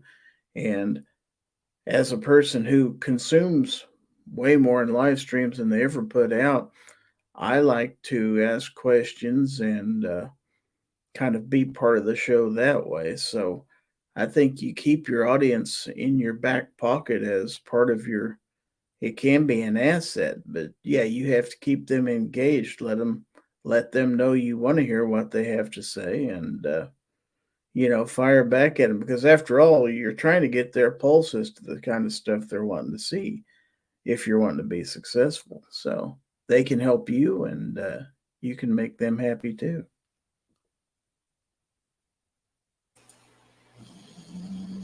So barbecue, I don't know. You kind of jumped out. I wasn't sure if I understood. Were you kidding, or were you like? No, I was being pretty serious. I guess was looking at the question more like, how does the engagement affect uh, getting and retaining your audience in a sense? And to that, like, I realize it does, but with the way I'm thinking about it, like, how much effect does it have? And that's why I have no idea. But then after hearing what Ghost had started saying before I had to split, and then what Gizzard was finishing up with, because like on the live chat side, I actually really enjoy the engagement with the audience, because especially when you're just really spitballing uh, through the show, having that audience engagement where they're asking questions, you're able to answer them, you're going back and forth.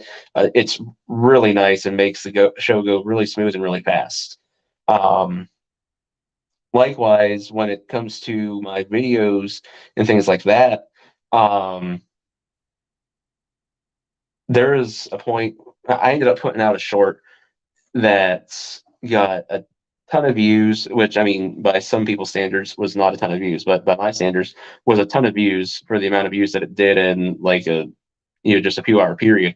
But with that, it got a ton of comments, and I had gotten a little lazy with checking and responding to comments, and I had just got caught up, and this short took off, at least by my standards. And again, ton of comments came in. I was like, man, I just got caught up on these crap. And I just lost motivation to go and respond to them all. And my point is, with that, even though I wasn't responding to comments, and I hate to say it, it was 5 months that these went back because of this. I never really saw a dip in my subscriber count where like people started going away. My channel growth stayed steady through it all. And so like people that are just randomly commenting on your video, there's a couple where I guess you could say it's a conversation that's been happening over the course of several months, if not a year. Like one guy had stumbled onto my FIE import of ModText 22 video, and he asked a couple questions because he has a Heritage Rough Rider, or he has one, and he was wondering if Rough Rider parts would really work in it, like I said.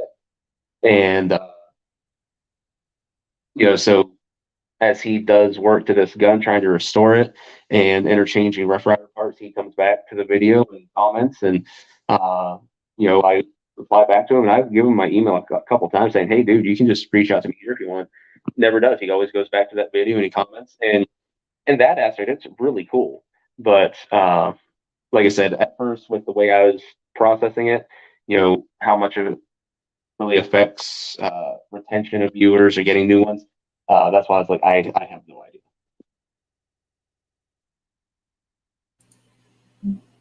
Right on. And I appreciate how look at this. It's an hour and 26. We're really doing good. The robots totally know how to format a schedule. I appreciate everybody's perspective on this. I really think this is one of the most constructive, thanks to the robots, this is one of the most constructive shows we've had, because people I think might come in from everybody's always coming in from a different angle, right? But with different mindset. I think we're giving them a lot of different ways. I don't know if we have to have the answers, as long as we can show them 6 different directions. At least they know there's not a black and white option, right? They know there's a spectrum here, and we're giving them some potentials. And you can always follow through or contact anybody in here. For the most part, is available, constantly, kind of all online all the time. I was going to mention into this one. Am I cutting anybody off? Did DJ go? Yeah, I'm good. See, again, I don't know if you're just moping or something, or if you don't appreciate, but engaging with an audience. Let's say that you've got one of them beakers and you're going to put it on a heated plate, and you need to stir it. So you're going to put one of them magnet stirrers in there. That's what we're talking about. The heated plate can go squat because it's going to turn into burnt product. But if you're trying to heat something that needs to be stirred, you need that thing, right? And you can consider yourself not a content creator because you don't go live, but your significant contribution to multiple people's content in the realm of dropping links provides a permanent supplement and a permanent upgrade, a permanent positive modification to their product, to their live shows that will be there permanently. And it's a useful, functional modification.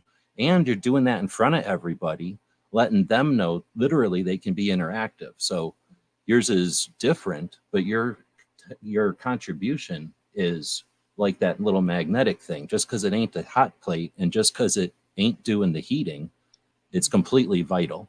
And you can't have 1,000 of them in there. So value your fucking voice. And you're welcome to chime in on these, but I can understand if you don't, you're not obligated either. But the motivation an audience can create. And I thought of it as, I think Gizzard was talking, I think, and he took it a little different direction than I thought you were going to go. But, obviously over the years, there's everybody's motivation or whatever motivation, right? Your interest in doing this goes back and forth. But sometimes you're doing it because somebody's out there that you want to talk to, or that you're putting out there something that's useful, or that there's something out there that you're contributing to. And then just the fun, right? You're allowed to have fun with this stuff. I think everybody's kind of consistently had that throughout the advice, right? To not get burnt out and to not, whatever. So the audience is a big part of that, right? It'd be tough to do this without the audience. At least I think so. At least that's what I choose to do, this type of stuff instead of the content. Because if you do it just prepared content, what's your interaction with the world? Numbers on a chart that are really hard to figure out, occasionally. And I think you have to enjoy what you're doing. Your audience can tell if you're forcing it. Your audience can tell on a static video or a live stream, if you're doing it because you have to and you really don't want to do it, they can tell. So if they know that you're enjoying what you're doing and putting your best into it, that's going to mean a lot towards your credibility and everything else. The audience knows you're being genuine and everything else. So I think you have to come across as, enjoying what you do. That's just my opinion. Right. Ghost had to ditch out of here. And in addition to that one, I think I was gonna this one, the vector an audience can be. So I'm going to talk about it in a second from before, but an audience compared to viewers, right? If you create content, prepared content, and you produce it, and you present it, that's valid. I mean, I'm not saying it's a bad thing. I used to do that all the time. It's just that I just like this better. I value this more, I guess. But the the live audience has the ability to do stuff, and I think everybody in here has participated to some extent, to massive extents actually, with audience participation, doing something, lots of, levels of that. And that's something that's tough to do in a video. You can post a video and it has a call to action.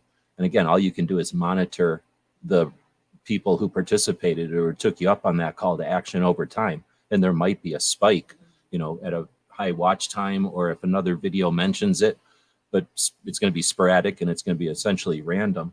But while you're live and you're putting out that call to action, and people know that it's got a finite time frame, that's a whole nother level of interaction on the internet. So that vector is, I guess, or that element is a vector that live content gives you, and that, well, you can get that with other realms. I don't want to say like none of the other ways can do it, because there's, like I just described, there's other ways to do it on other platforms. But that aspect of content creation, I think, is engaging with your audience, and it gives you potentially gives you some motivation, or at least the creative itch in the creative scratch. Like sometimes when you're creating something and you go, what's the point? Like, why am I adding this? What's this? At least I've had that thought before. Like, and that's when I quit doing some stuff that I was doing a long time ago, when I was just doing it to do it.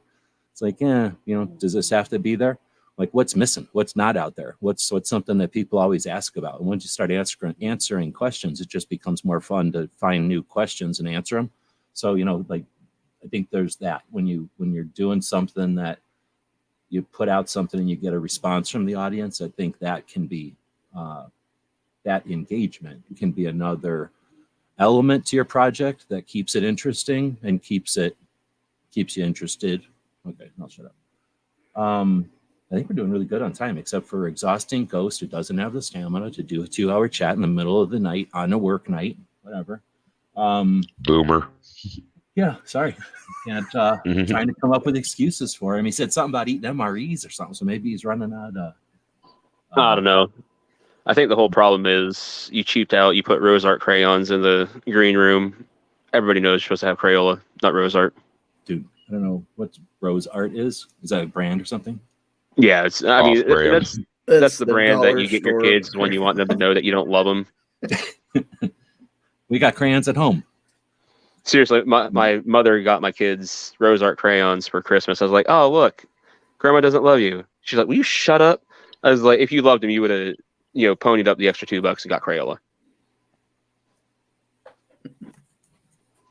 Okay, so we're hitting this thing. I think we're going to conclude early. I thought at first I was messing this up, unless we're doing something crazy. Unless my clocks are wrong because of the time zone. I don't even know how time works anymore. Balancing creativity and business is the last segment.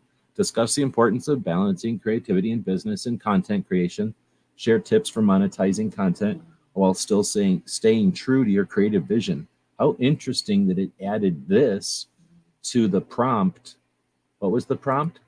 I already cleared out of it. The prompt was compared. My stupid AI is not behaving. The prompt was create a podcast for a 2-hour chat about motivating content creators to value their voice and develop their content creation at the scale at a pace they are comfortable, right? So it took it upon itself to include the concept of funding your project. So how weird is that? So we're going to take a second here because the robot has given us enough time in this to it probably knew it was going to blow our minds. So it's given us time to catch up.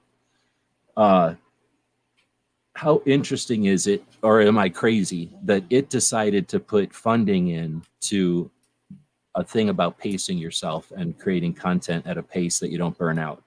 Gizzard, you've been doing this long enough. You've done some stuff. You guys know what it's like to not have the funds to do stuff and the frustration and whatnot. I'll shut up. Am I crazy, or is that a really interesting element that it added here? No, it is an interesting element because a lot of what we do requires funding to be able to, buy the equipment you need, buy the subjects that you're going to review and stuff like that, or make trips to interesting places to produce content and stuff like that.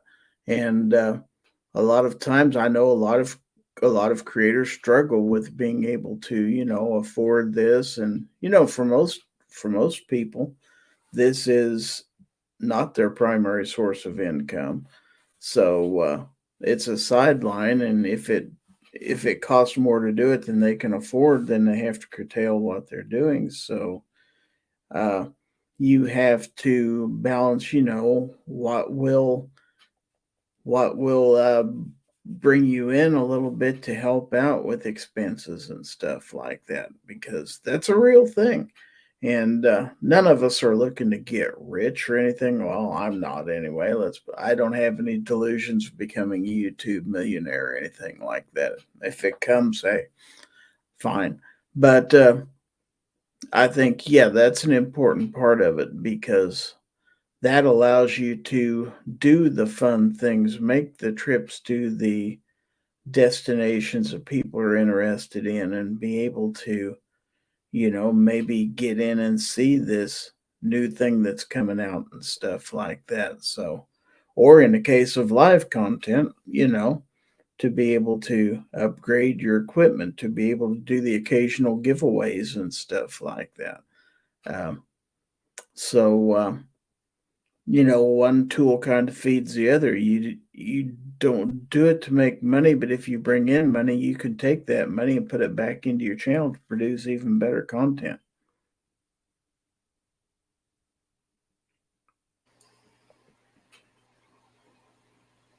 Okay, so if you don't have anything, you guys don't have anything else about I thought it was just interesting that they added it, discussing the importance of balancing creativity and business in content creation is the reason they put it in here, sharing tips for it while still staying true to your creative vision. So we've got Gizzard, who's dabbled in that, and we've got Barbecue, who I think has dabbled in it. He's also keeps pointing his revolver at a chicken who's got his at low ready. So we got a lot of tension. That chicken looks delicious, I must say. But no, I've been able to monetize my channel for well over a year now, and I still haven't done it. One, just because I don't need to. Two, my channel's not at a point where I'm going to make any significant amount of money. So the money that would be made off of my channel, while it would help supplement some things, like if I want to do a shooting video, it might buy a box or two of ammo, which, hey, that's awesome. But at the same time, it's not going to get me to SHOT Show or anything. And while I would love to go to SHOT Show one year, that it's just not in the cards for me, with travel expenses, paying for lodging for the week, eating for the week, all that stuff. That's going to be a very expensive trip, and having 3 kids that rely on me does not make it any easier. Like I mentioned before, I've got my kids 6 days a week, so I would have to find somebody to watch them, because SHOT Show's taking place right in the middle of the school year. There's a lot of logistical stuff for me there. So when it comes to monetizing my channel to try and go do something, it just isn't a big motivating factor, because even if I did, it wouldn't do much for me. Likewise, I have thought about it, because at the same time, I know here in the next several months, I'm going to have a lot of free time on my hands. And with that, I'm like, all right, if I really did want to try and make a run at this, then, there's money out there to be made. And not just through YouTube, but through third-party things like affiliate links, things like that, Amazon influencer or whatever the heck they call it. And there's all kinds of money out there to be had. But at the same time, due to losing my vision, I had disability insurance. And the second that I make any extra money, they say, we don't have to pay you. And if it gets to a point where they can say, oh, you learned a new skill, then I lose that disability insurance. And that is security for myself and my children. And I realize some people are like, oh, you're freeloading. No, I paid for that insurance. That's no different than if you go out and total your car and your insurance company hands you a check for $15,000 for a new car. You paid for that insurance. You're not going to say, oh, no, I don't need that $15,000 check. No, you're going to take that $15,000 check. So that aspect does put me in a rock and a hard place, because I also have to look at the aspect of what happens in the future. Where does YouTube go? What happens if they close down YouTube? What if they just say, hey, no more gun content on YouTube? There's a lot to balance on that. So yeah, I don't see myself monetizing my channel, but like I said before, you got to do the things you don't particularly want to do to pay for the things that you want to do. So for those that are wanting to go to SHOT or Thunder on the Prairie or NRAM or something like that, perhaps just that channel monetization could be the difference. But with that, are the things that you're doing going to get you the views that get you paid, or are you going to have to do some of those things that you're like, this isn't exactly my cup of tea, but this is going to bring in some of those dollars that I need to go do the other things like NRAM or SHOT Show, etc. Yeah, I'm with you, Barbecue. And like you mentioned, those two particular events, those are content feasts. Like Gary has already said, just a little bit ago. Otherwise, referring back to the pacing of things, I see channels flat out run out of stuff. Like, say it's a firearms channel and they want to do reviews. Well, how many do you have in your safe? How many do you get to borrow from friends? Then what are you going to do? And another thing that's so important with pacing is to be constant. I mean, is it boom, boom, but like constant, uploads, and to be consistent in those. And with lives and stuff like that, you get thrown off by one live not going when it's supposed to. It bothers people. Like working in radio in the past, there are lots and lots and lots of reasons. It's not just the dollars, but there's a lot of psychology involved in audience interaction when it comes to things like that. When they come to expect something, if you don't produce it, it might not make them angry. It might not make them visibly upset, but there's a psychological component to having something not appear when it's supposed to. And it reflects on the content creator, even if it's like, say, the forgivable offense of whatever it is that would commonly offer to somebody. It's like, once you become a personality, once you've got that spot locked down, you don't show up, people do not dig it. And live chats, I think, completely, as far as like being a renewable resource, way a big advantage there, because the conversation can always change. So you're going to run, you can go for, every day, the overnights. I don't think that you would run out of stuff to talk about with an overnight show, from here to eternity or infinity and beyond, or whatever it is for, for the little guy out there. Touching ground with 2-hour shows. I could do 5 hours original content every night, standing on my head, bringing in guests and going nuts. Yeah, that's the goal, right? So appreciate giving me a plug on that. But yeah, definitely. All right, well, that's it then. I put in there cost of a new customer. So essentially, it costs a lot of money to find somebody. You got to advertise, you got to put a lot of effort or ambition or whatever to find somebody who likes your deal.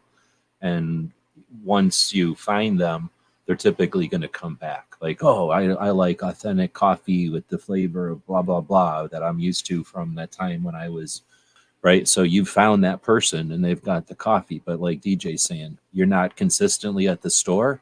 Well, I'm going to go back to Folgers because it's consistently at the store. I like that other coffee, but I don't know when it's there. If I see it, I see it. But you're not tuning in. You're not running to that aisle in the store every time you're there. You're only going to do that like 3 times, and then you're going back to Folgers.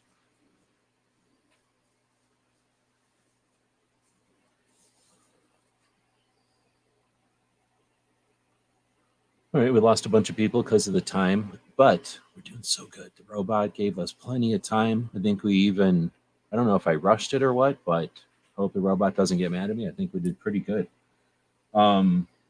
Did I have another thing? I had a couple of things. I've actually got a bunch of things started. I didn't want to interrupt. I do interrupt people, but I try not to unnecessarily or too often. So I started a bunch of stuff, plus Gizzard and She Fires are in here also. So we're going to take a second before we hit the conclusion. Even though the robots didn't technically prepare us for this or tell us this is authorized, I'm going to go ahead and take the initiative. I'll take the punishment for this if the robots give us any wrath for this affront. Anyway, so She Fire says gathering in person helps get unstuck. Nice recharge. Oh, absolutely. I mean, I'm not a content creator in this traditional sense, but Gizzard Gary and I met each other at Thunder on the Prairie. That was a content creator gathering, firearms content creator gathering.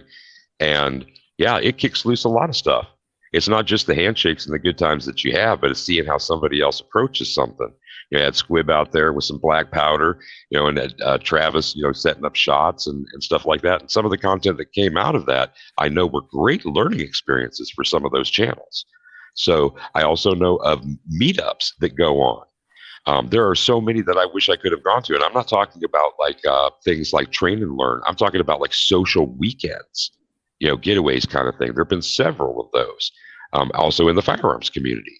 And so when you get, like a couple of those have been several hundred people together like that, you're bound to kick something loose. I mean, you're in there chopping it up, seeing, people for the first time likely. So the conversations are ripe. And yeah, it's kind of a sky's the limit, wonderful, like a blessed feeling to be able to do that kind of thing. I don't know. What do you think, Gary? Well, I think that's totally true. I've had the chance to go to several meetups. Of course, I have friends that I spend time with 3 or 4 times a year that are all YouTube creators. And we started out just being YouTube channels that knew each other and stuff like that. And you get a chance to spend time with these people away from the keyboard, away from the mic, away from the camera, and just personal interactions. So that takes things to a whole nother level and stuff like that. So, and it sounds scary at first. A lot of people are wary about making connections with people that they meet on the internet and stuff like that.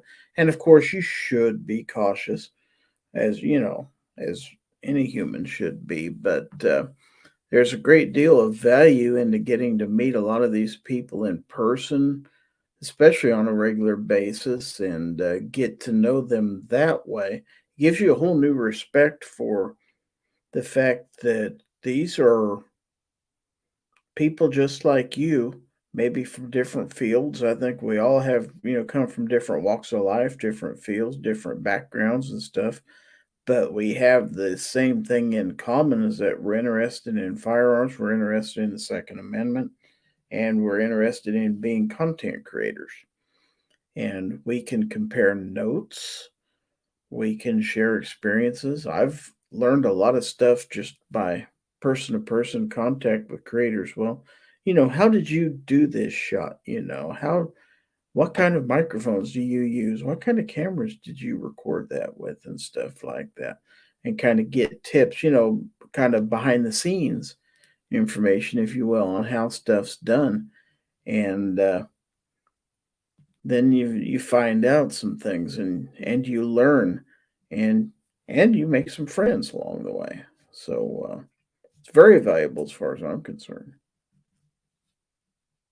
And as you say that, so many things that I'm thinking of, but when you talk about comparing camera stuff, it's not just the camera nerds. Like the people that are like, I want to be here, but I have to carry a camera, but I want to carry the least amount of camera as possible. Like me, I want my phone to do everything. but I'm not going to buy the most expensive phone, right? So listening to these guys be nerds at each other, I can figure out what I can do the bare minimum. Like, oh, okay, tell me what the bare minimum is. They know, so they can just tell me. I don't have to go figure it out. So it's not just for the the people that really want to geek out on it. Now, if you want to geek out on it, there's definitely people for that too. But I'm just saying there's like a lot of benefit, a lot of potential there, because there's certain things that we all got to do, right? Right. And you also Yeah. learn from each other's mistakes too. Oh, yeah. My battery ran out halfway through the first day of SHOT Show. I should have had a backup battery. Well, you learn after a while. You probably should have a backup battery in your backpack or whatever along with you. I didn't have enough memory. My memory card got full. There is another thing. So people share experiences, what kind of problems they ran into. And so you can kind of prepare for the next time. It's like, okay, I'm going to be prepared next time. I'm going to have X, Y, and Z. But like you say, keeping in mind that you want to keep that what you're carrying as minimal as possible, because I've made the mistake at SHOT Show of having a backpack full of heavy stuff, and it just gets right down painful and awkward to haul that stuff around when you're walking 5 or 10 miles a day on a concrete floor. And Yeah. after a while, you learn the value of lightening that load and concentrating more on getting where you need to be, talking to the people you need to talk to, and then have the proper equipment to do what you need to do when you need to do it and keep it as light as possible. And you kind of learn how to tweak everything to where, you've got what you need.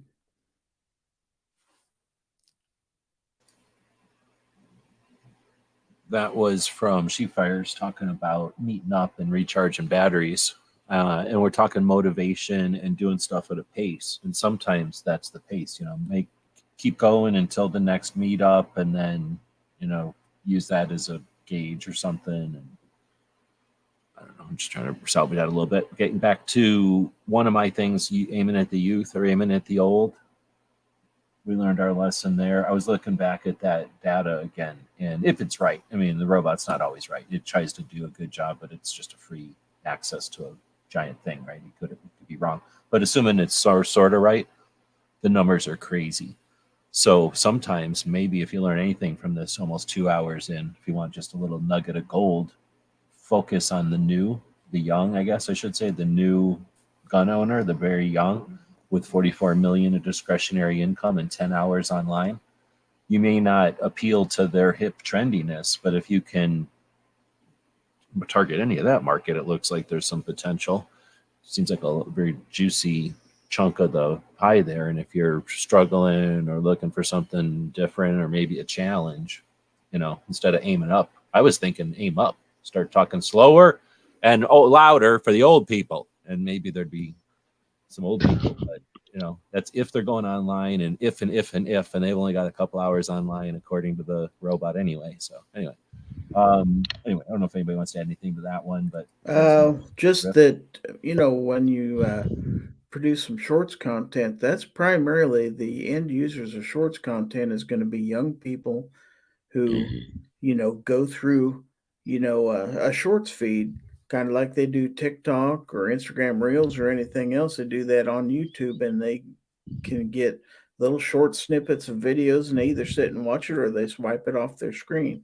And your idea is to put stuff in front of them, something they aren't going to swipe off their screen. And so you can't, if you want to be successful doing that, you've got to have some flashy content. You've got to get their eye right away. Having some relevant music helps because they enjoy listening to that. So you kind of got to have an ear for, what's good music and stuff like that and what's popular.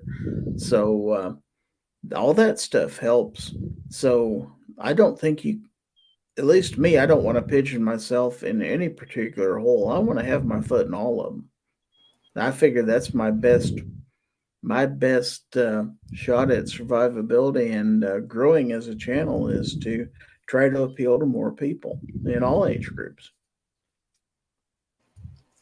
Fair, good idea. Great strategy there. Music and movement in shorts is such a big deal. Duration I love when I say this, short attention span theater. That is what folks are in for. Like 10-minute videos. Like I think that the 10-minute benchmark for YouTube being like one of those golden lengths, you go beyond that and it's just like diminishing returns. I think that's going to be trimming further and further down. It's actually the 3-minute and sub 3-minute things. And shorts was a really big transition there. And Gary, you used the example of TikTok. That's it. That's it exactly. I mean, I feel that, and others suggested that YouTube's response, was shorts were a response kind of thing. Don't know if that was a regular part of their growth or not. But speaking of growth, the channels that have brief, flashy fun, we're talking about music, movement, youth, and all those things. They get huge. I mean, I went and I pulled a couple of numbers on some of these, and I know we're not getting to the specific topic, but there were a couple of examples within the firearms community of channels I saw come online in 21. And some of those have, there's one cat, 38,000 subscribers. Another guy, has got it's just nuts how some of those channels, because of how dynamic they are, they keep people engaged. You want to see the next thing. Now, a couple of them that are just mega channels. We're talking about somebody like Black Rambo has 2 million subscribers. I mean, his content is not exactly for me. Do I every once in a while, it's just pop through and see something. And it's just yeah, okay. Short stuff, fun stuff, engaging, hip. I mean, that's where it's at. That's how, 2 million subscribers. I don't even know. I don't even want to think about what that cat makes. He's targeting his audience. Ding. And got it on lock. And you have these other. Go ahead. Oh man, I want to say it's like $1,000. It's not as much as you'd think. Shorts, I mean, kids are. I don't know if you want to talk about numbers, but it's like fractions of pennies. They do pay for shorts, but there's. Mm-hmm. It's not like it's a little different situation. So even with $1 million, that's when you start talking money. I don't want to diminish thousands of bucks. I'm just saying it's not like $1 million is like tens of thousands of dollars a month or anything. Well, but it can be. It's like I went ahead and I grabbed some numbers. I wasn't prepared for the cast tonight, but I pulled and cross-referenced that the rough figure for 1 million views, it's channel dependent, of course, is like $2,000 to $15,000. So okay. I mean, and that's a single drop kind of thing, and the millionaires that are made by doing this, it's crazy. It's crazy. That would be like a subtopic for another show, perhaps. For sure. And hopefully this does spur people who have long-form conversations, plenty of topics or kernels or ideas, or people that create content, topics. Feel free to take them and elaborate on them or challenge some of the stuff we talked about or whatever. But yeah. Views, pause just a second, G, if you don't mind, because that was based on views, like 1 million. Now, based on subscribers, 100,000 subscribers, you're supposed to be able to grind out, $2,000 to $4,000 a month. No, now, I know some channels. It would depend on what you're doing. I mean, I have 170,000, and I'm not making. I can make a couple of. We're allowed to talk about it now. I think I can make a couple of hundred if I'm just sitting here doing nothing, and then if I dance and do stuff for super chats and shit, it could be a little bit more. Now, if I was a channel talking about how to real estate or how to use, Photoshop. Now, instead of I don't really know the numbers because it's so little, I have other, that doesn't pay bill. It pays a bill or two. I mean, I appreciate a couple $100, but it's not, I'm not living easy off of my YouTube. It has been like that, not easy, but it definitely has been more than that when I was paying more attention to it. But let's say on the gun side, I'd have to go look at numbers. And if you're a Second Amendment person and you want to look at numbers, I'll show you my numbers. I'm just going to go look at them right this second. But let's say that it's something like $1 or $2 per 1,000 views over here on the gun stuff, because we're constantly getting kicked in the nuts and they're pushing us around or whatever and being mean to us, demonetizing our shit and saying, well, we can monetize and all the other things they're mean to us about, but letting us use their platforms or whatever. But we're just last on the heap, right? If I was doing how to mortgage, how to do Photoshop, how to do WordPress website developments and stuff like that, and doing it in a whole big way that, the real people that do it, $35 per 1,000. So now you're talking 1 million views. You're talking decent incomes, and a lot of those are individuals, and those people are kind of super cool. Some of those people are like, here's how I make $35 million a year on YouTube. Here, and you turn the camera around and show you their thing, and here's how I do it. So, if you're in a area where YouTube can get a lot of lucrative ads, yeah, there's some money over there. Okay, I'm saying all that because Gizzard is doing knives. Gizzard, I don't know if you are putting it on a separate channel also, but if Gizzard had Gizzard Gary knives, blades, and it was separate, right? A monetized channel that is different than the gun channel, that one starts making 10 or 15 bucks every 1,000 views. Where on his gun channel, putting up a knife short might, I'm just making numbers up, might get $2 a 1,000 views. So, there's ways to understand the YouTube recipe, and instead of fighting it and being all mad that they don't give us money for the gun stuff, just go make a channel for your RV. Go make a channel for that mint jam you like to make at Christmas. Go make a channel for the pepperoni pizza that you eat every time you travel. You go to eat a pepperoni pizza somewhere, and you've got, an archive of pepperoni pizza pictures. You've got beer steins in the den. Like, go make us a video about something else of your life, and then monetize the heck out of that. And let's chat about how to monetize that, because YouTube is simple for making money. Just trying to make money off of the gun side is an uphill battle in a snowstorm with the blizzard or whatever. And that's absolutely true. And I have thought about doing that. The only challenge to doing that is you have to build your base back up on that new channel that you create. You're starting from scratch. So for a while you're going to be building up sub counts again, stuff like that. So it might be a long, slow process to get there versus having the quote unquote brand recognition of what you already have. So that's a quandary there. Yep. Gary, I have seen with some channels where they get so over large that they have to split themselves up. And one trend that I've seen that I think is really cool is channels will come up with their own shorts channel. So if you get locked into one of those and that just seems like a genius move. You have them wrapped. They're right there. It's no long form. It's all short. Boom, boom, one after the other, one after the other. I have been guilty of sitting and just scrolling shorts literally for hours and hours and hours. I've done it. And yeah, I'm almost ashamed, Gary, to make that kind of admission. But it's quick hits, it's quick jazz, it's flash. It just kind of works, and that movement keeps going. And so there'll be like split channels. Like B channels is a thing that we talk about sometimes in these circles. But I know a couple of like guitar ones where they're like 4 B channels, and Gary, as you were saying, having to reestablish those audiences. A lot of them drag off from the older one. So one that say like Philip McKnight, he's a guy that I really like, guitar and music industry stuff. He has a separate one that's just for, say, guitar repairs and luthier work. He has, another one that's like for industry stuff.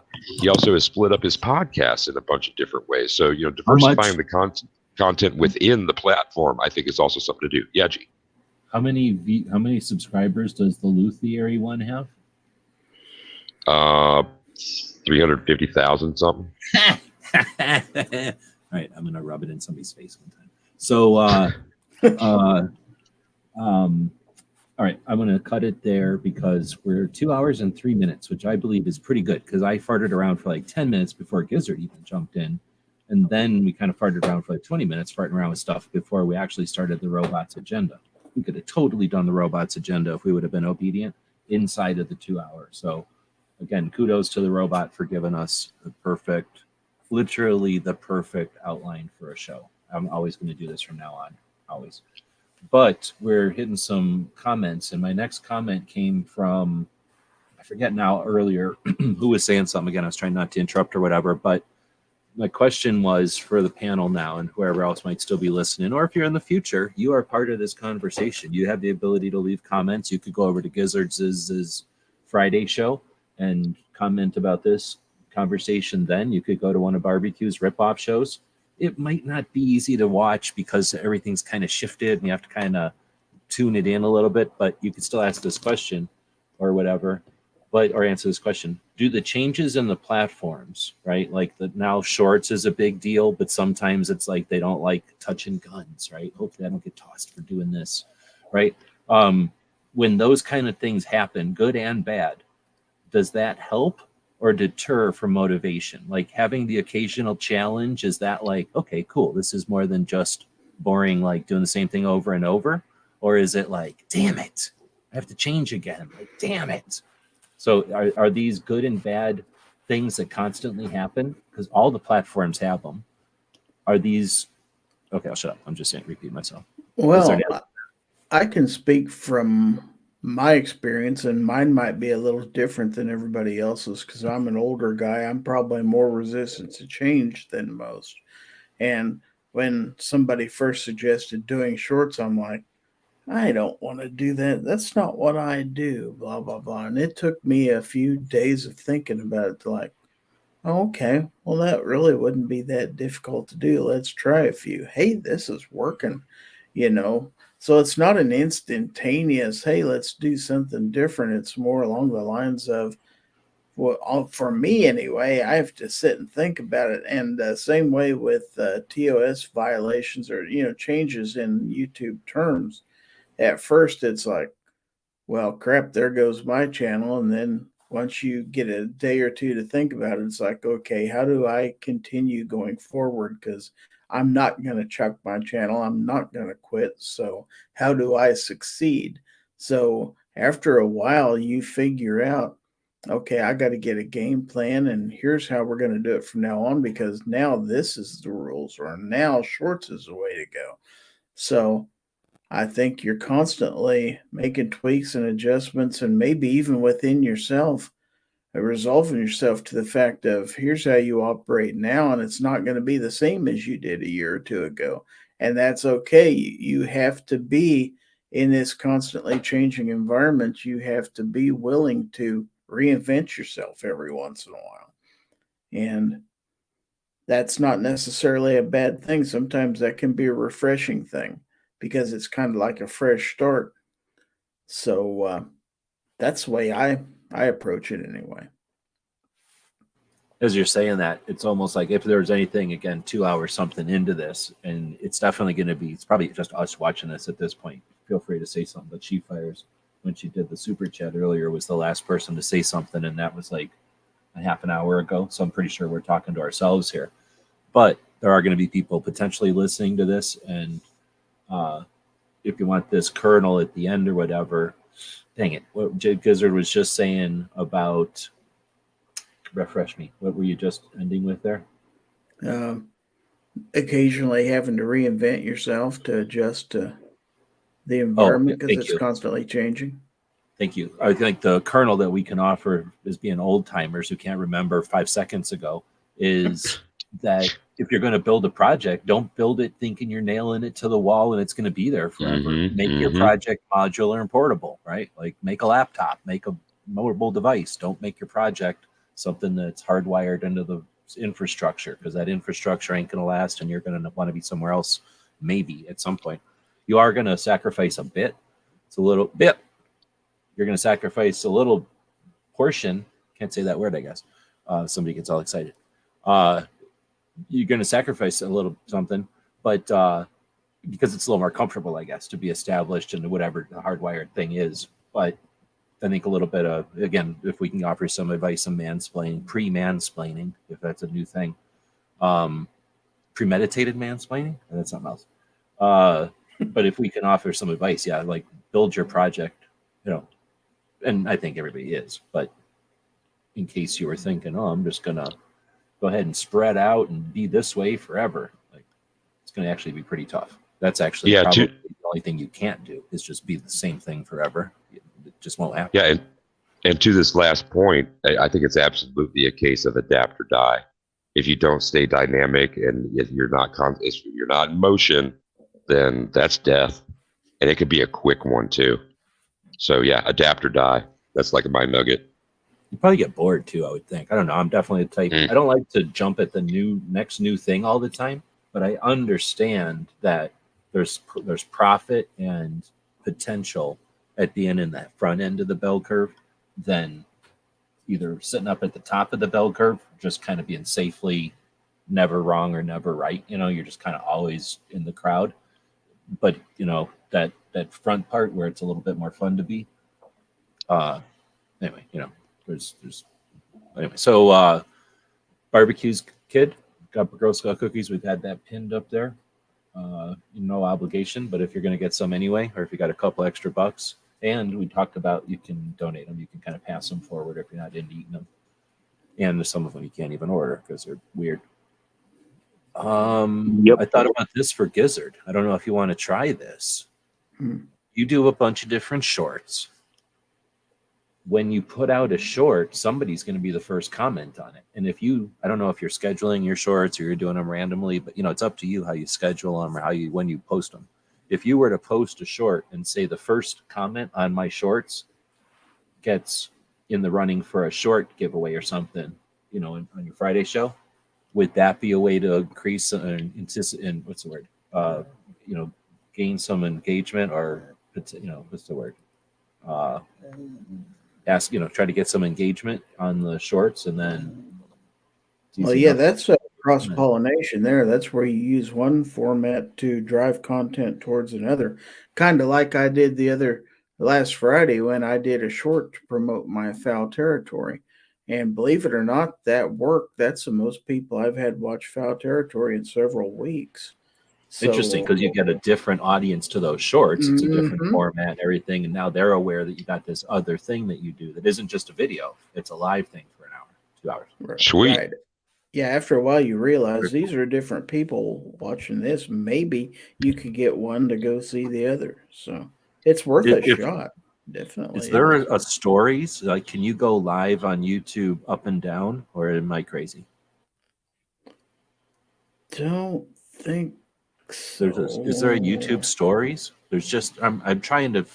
I've been doing a lot lately, so I'm trying to remember. There's an Instagram. There's Instagram stories, and there's Instagram shorts. No, Instagram Reels. What they Reels. call them. Reels. That's where I was trying to get it. So Reels are long format videos essentially on Instagram, and not that many people use them. Is that correct? Well, you can do long format in Reels, but the Reels feed is primarily shorts anymore. At first, they were long format videos, and you can still put those there, but the people who are going to consume stuff off of the Reels feed, they're consuming shorts, and it's essentially the same thing as TikTok or. Oh, okay. YouTube so when I shorts. go on the Instagram and I'm looking at it, and I've got essentially squares that I can go up and down with, and then I've got these circles at the top that I can go left and right with. Those circles are the stories. The stories, okay, yeah, that's a little different. You can, and those last for 24 hours, and they can Right. be videos and stuff. But you're talking about when you're down at the squares part and you're going up and down. Every once in a while, those will turn into a video. And if Right. you watch those videos, it'll give you like 3 of them. And if you click on one, now you're in these like long rectangle videos. Those are I keep calling them shorts. Those are not stories. Those are real. No, those aren't reels. Those are Those reels. are stories. Yeah, Those are reels. Mhm. And that's the key right now. The reels are where all the money is. I end up watching reels. I don't even. Well, one reason is because Instagram won't feed me guns.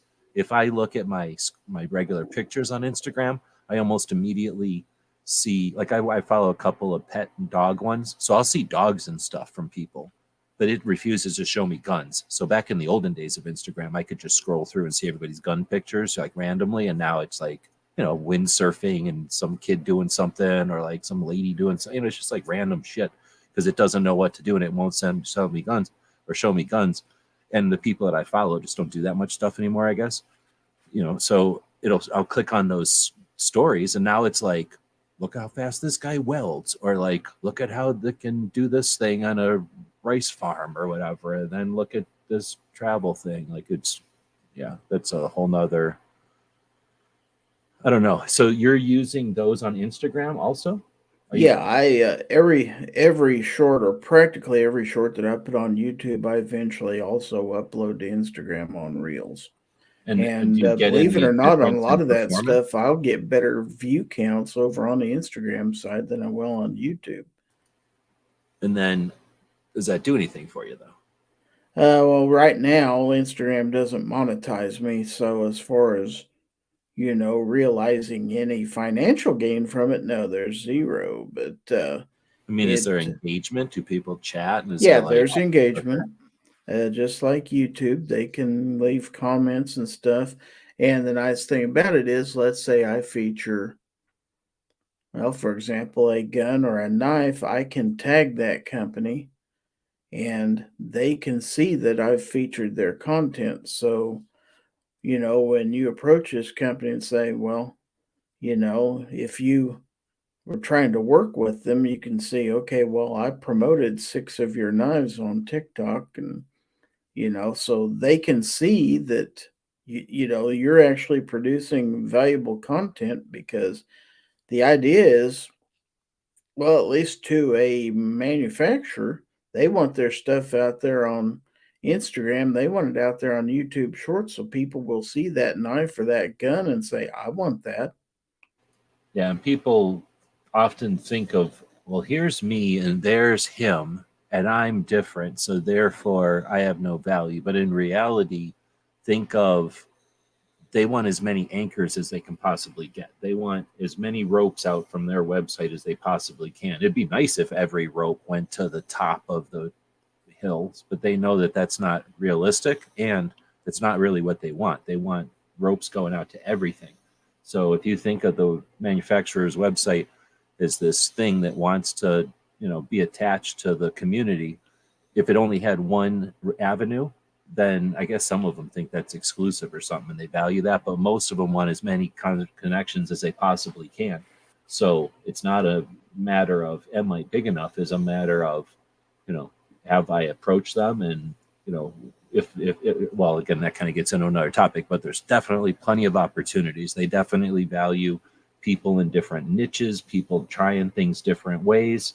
They might like the way that you do lighting, or they just like the way that you're doing something, and they can value it. But really, they're going to also value that you're another permanent link from a valid platform. And unless you stop immediately and your channel goes dead, more than likely you're going to keep, in all reality, you're going to keep growing your channel, and you're going to have created valid links to them from this growing channel. So yeah, what you're creating is actually like, back in the old days when we would think of, like, you want to promote your dentist shop, how are you going to do that? You're going to like put ads in the yellow pages, right? Like you're going to put ads in the white pages or whatever. This was like a printed out version of the internet back in the day. And since they had to print it out, they would charge you. So they would charge you to put an ad. And if you put a big ad, it costs way more. And if you just had your name in there, it still cost you money. Essentially, you're giving them, let's say it's a small ad, let's give them just the white pages type of ad. You're getting them an white pages ad for free. It might not be the big yellow page ad, but who cares? You're giving them a white page ad, and they value that because it's a white page ad over here in this county. And now they're going to have people calling from that county. It might not be a million people, but they value, feedback and insight. And when it's something like a knife or a flashlight or a reloading equipment, they're not sending all that stuff to the whatever you think the other person is. So here, this is about valuing your voice. Like, hopefully this gives you a little bit of, And depending on what it is you're promoting, especially in the case of a knife, you can put a short on TikTok. Well, TikTok allows you to copy that over to Instagram. So you can bounce right from one platform right to another with that same short. Well, what does Instagram connect you with? Facebook. So all of a sudden, that's not just on YouTube anymore. It's on TikTok. It's on Instagram. It's on Facebook. It's on and if you share it on TikTok or on Twitter, you've got 4 or 5 different platforms people can see that on. It's out there on the web for everybody to see. now we're already 2 hours in. Unless you're about to fall asleep, let me ask you a question that's going to get nerdy for a second. You're making a short, and it's 1 minute or less long, and you've made it on YouTube, and you've put music on it because YouTube lets you put music on it, and then words or something. And now you've posted it on YouTube. Are you taking that same clip and creating a separate thing to put on TikTok, or are you taking that finished short from YouTube and putting that on TikTok? You've got Or to be something else? careful with that because each platform has its specific copyright agreements with music artists. That's what I was thinking And about. Okay. so, yeah, you've pretty much got to strip that out and start that over again in order to stay within their rules. If you didn't put a music on there, or if you just said something like what do they call that? A voiceover. And you Mhm. said, this is a Civivi, blah, blah, blah, blah, blah, blah, metal, right? And Mhm. then there was no music. It's just you saying that. Or maybe it's music that's you. Like you're just going, do, do, do, do, do, Smeggy's little dingle or whatever, jingle. Yeah. So if you were to do that, would you have to re-upload it to TikTok? Or is it somehow TikTok sucks it off of YouTube? No, you would have to re-upload it to TikTok, but TikTok allows you to instantly share over to Instagram, and Instagram allows you to instantly share over to Facebook because they're connected with each other. So you can save yourself a lot of steps if you know the proper order to do things. So, Okay, and that's the way it sounded. So then, are you familiar with if then this that or whatever it's called? mm-mm. It's a redirect. It's a Sputnik essentially. So it's a service. I think it might cost something for using it a lot, but essentially, you can tell it every time I post a YouTube video, turn it into an Instagram post, turn it into a Twitter post, turn it into a TikTok post, and post them with the description. And it's essentially a Sputnik. A Sputnik was just a mirror up in space, so that you would, you'd send a signal and it would disperse. It would repeat the signal 4 times, like in 4 directions. So that's essentially what this. And there's others. I just was wondering if you use something like that to distribute. But it sounds like you're doing it more of like a domino effect, where since this one feeds to this one and this one is this one, if I put it here first, I don't have to take as many steps. You're Right. not doing like one step and having robots move it all around from you, shuffle it all around. Okay. Correct. Okay. So there's 2 different ways to do that, but that's interesting. So I haven't really thought too much about that because I just haven't like thought about that much. But sometimes that's fun to do, and it is neat that I don't do anything on Twitter for what it's worth. Every once in a while, I'll go put something on Twitter, but anything you see on mine on Twitter is because I got robots that if I do something over here, it bounces it to Twitter. So that way, I'm doing essentially what you're doing, but I got a robot that picks it up and moves it. I know what you're talking about. It's just that for a long time, I didn't like having to log into Facebook ever, but I let my robot log into Facebook. And then I said, if I post something to Instagram, post it to I can like post it to Facebook and like Pinterest, those kind of things, like stuff I'm not going to log into ever really. But I kind of like the idea of it just storing my pictures over there. And I guess there's people over there talking about it, but since I'm not over there, they're probably not doing much. It's just like an archive. Anyhow, it's a kind of a side topic. Since we're talking robots a little bit, I was just curious if one, if you were doing it, and two, if you had, I would have talked about that a little bit. Yeah, I didn't know anything like that existed, to be honest. Oh, we'll talk a little bit about that offline then. Maybe I'll talk about that tomorrow with Clover. I'm trying to come up with something to talk about with Clover tomorrow. Pink is saying, sorry, just seeing the email. Yeah, no worries, dude. I'm going to continue to do these open source, I'm calling this. And we now are under the, not control of the robots. I'm just doing whatever the robots tell me. I'm just going to do the show according to how the robots demand. But it turns out to be a great way to do the show. And it's perfect. So I'll send you links whenever you are able to jump in. Feel free. Definitely got some cop car stuff to chat about.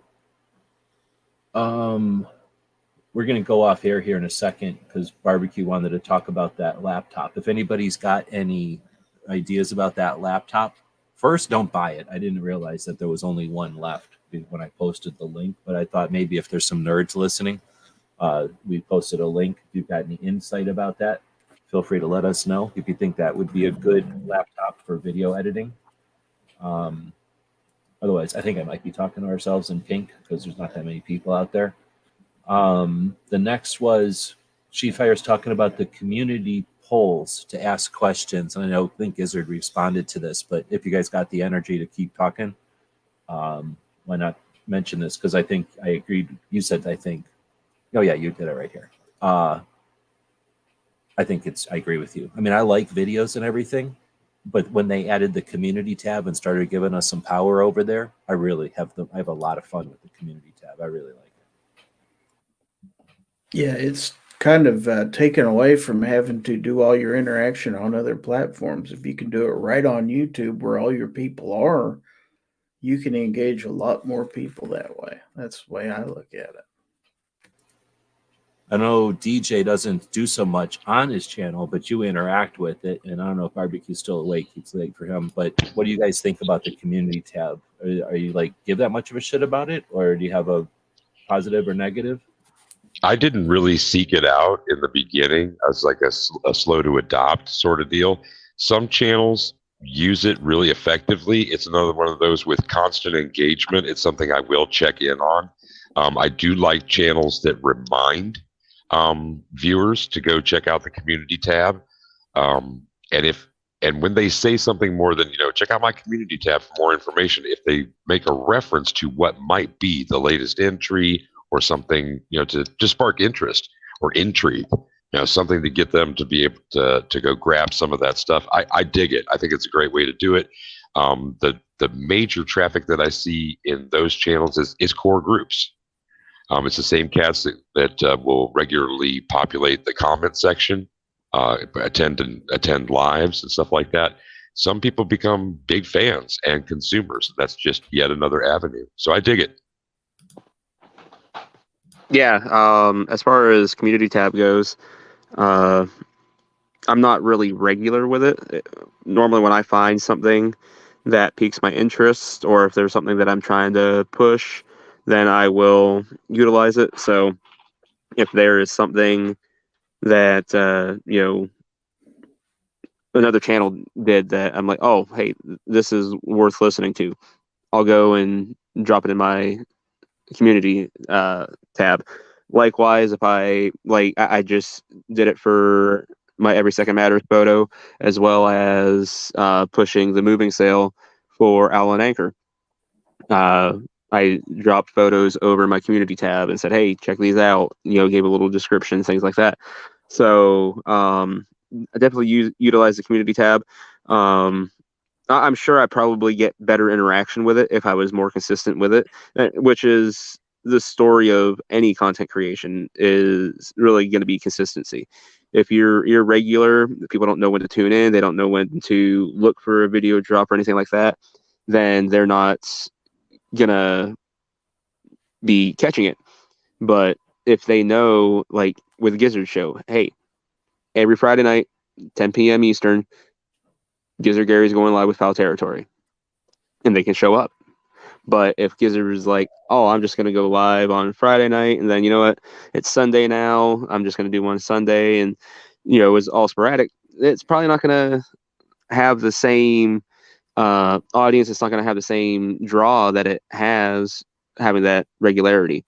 And, so going back to community tab, I think that's one of the drawbacks for me is I'm not regular with it.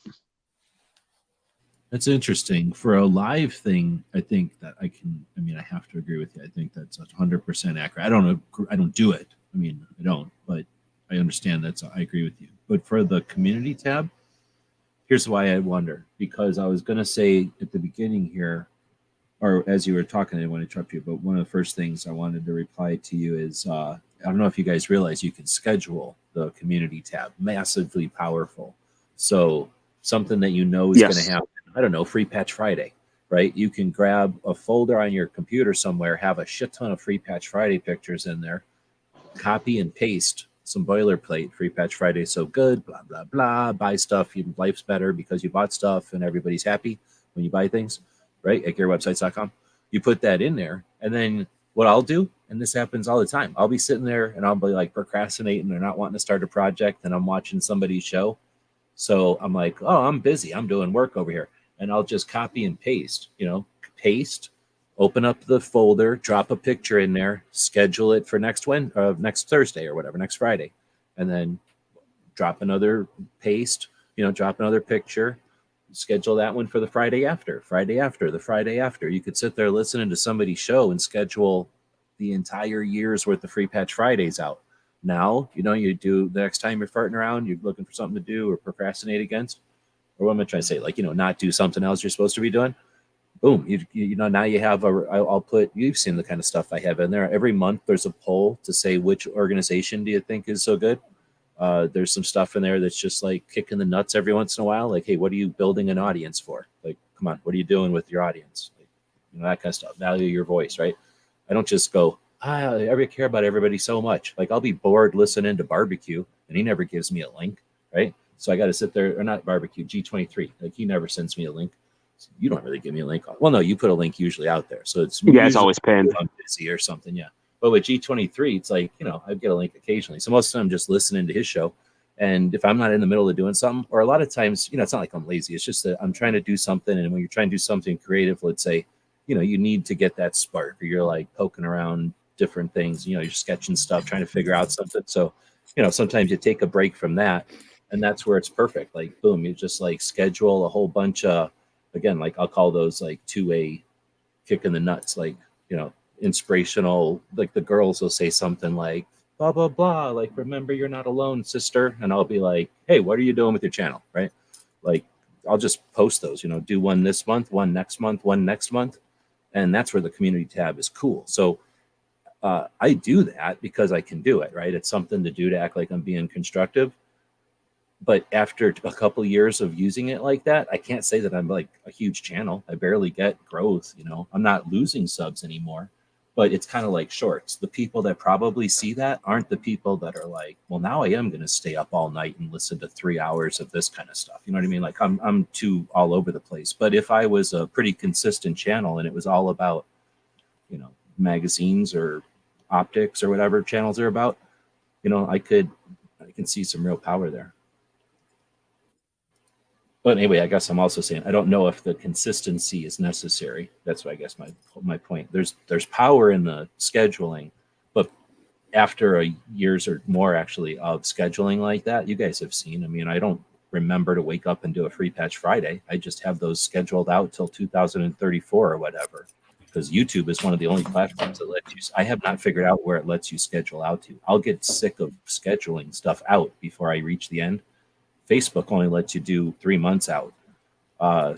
Instagram lets you do 3 months out. Twitter, I don't know if I bother because, like I say, I let my Twitter get bounced. I don't. If I schedule my Twitter, it starts to double up. I don't know if you noticed when I hold on, like for a week there, it was like had double Twitter posts. Like, what's going on? I'm like, oh, wait a minute, all my Twitter's bounced. So as soon as I post something somewhere else, I don't have to post it on Twitter. It's going to bounce over there.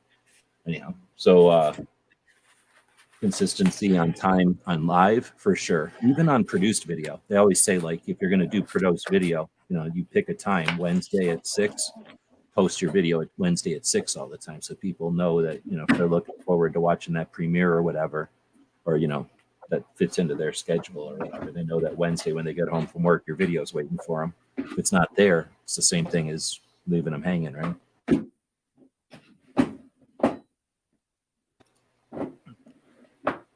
We hit all the questions. We're 2.5 hours in approximately. I don't know if it's quite a marathon, but this is approximately what I'd like to do every single evening. I'd be happy to sleep all day. It's getting to be Arizona here. It's getting to be hot. Pretty soon it'll be uncomfortably hot, to put it nicely. And I'd be more than happy to sleep all day, wake up, and do this show all night long. Not just for the people who I value, the people that reset the world, the people that are building everything and delivering everything, cleaning everything, refilling everything, all the stuff that people take for granted, all the stuff that people think magically happens by robots, all those folks, I value them, right? I've been in those jobs. I've known those people my whole life, and that's where I feel more comfortable at night like this. Happy to do the show all night long. We could probably do a phone number. Should we do a phone number and do call-ins? But that would be awesome. It'd be awesome. Oh, if yeah. we did the show for like 4 hours each night, just getting warmed up at the 2.5 hour mark. If I did that format, my goal would be 2A, really boring 2A stuff at the beginning of the show in order to grind. Like, I don't do this show because I got nothing else better to do. I do this show because I have a lot of ambitious projects, and this gives me a place to either sandbox them or keep my motivation going, because they get frustrating sometimes when you're just building sites, that are hopefully for the future, hopefully for the people that don't know they need them because we're in the time between attacks. But, it's nice when we're having an attack to be able to offer a resource. Like, here are the other great, comment periods. I'm ready for that. Right. So I appreciate the Patreons who make it possible for me to be able to build those resources.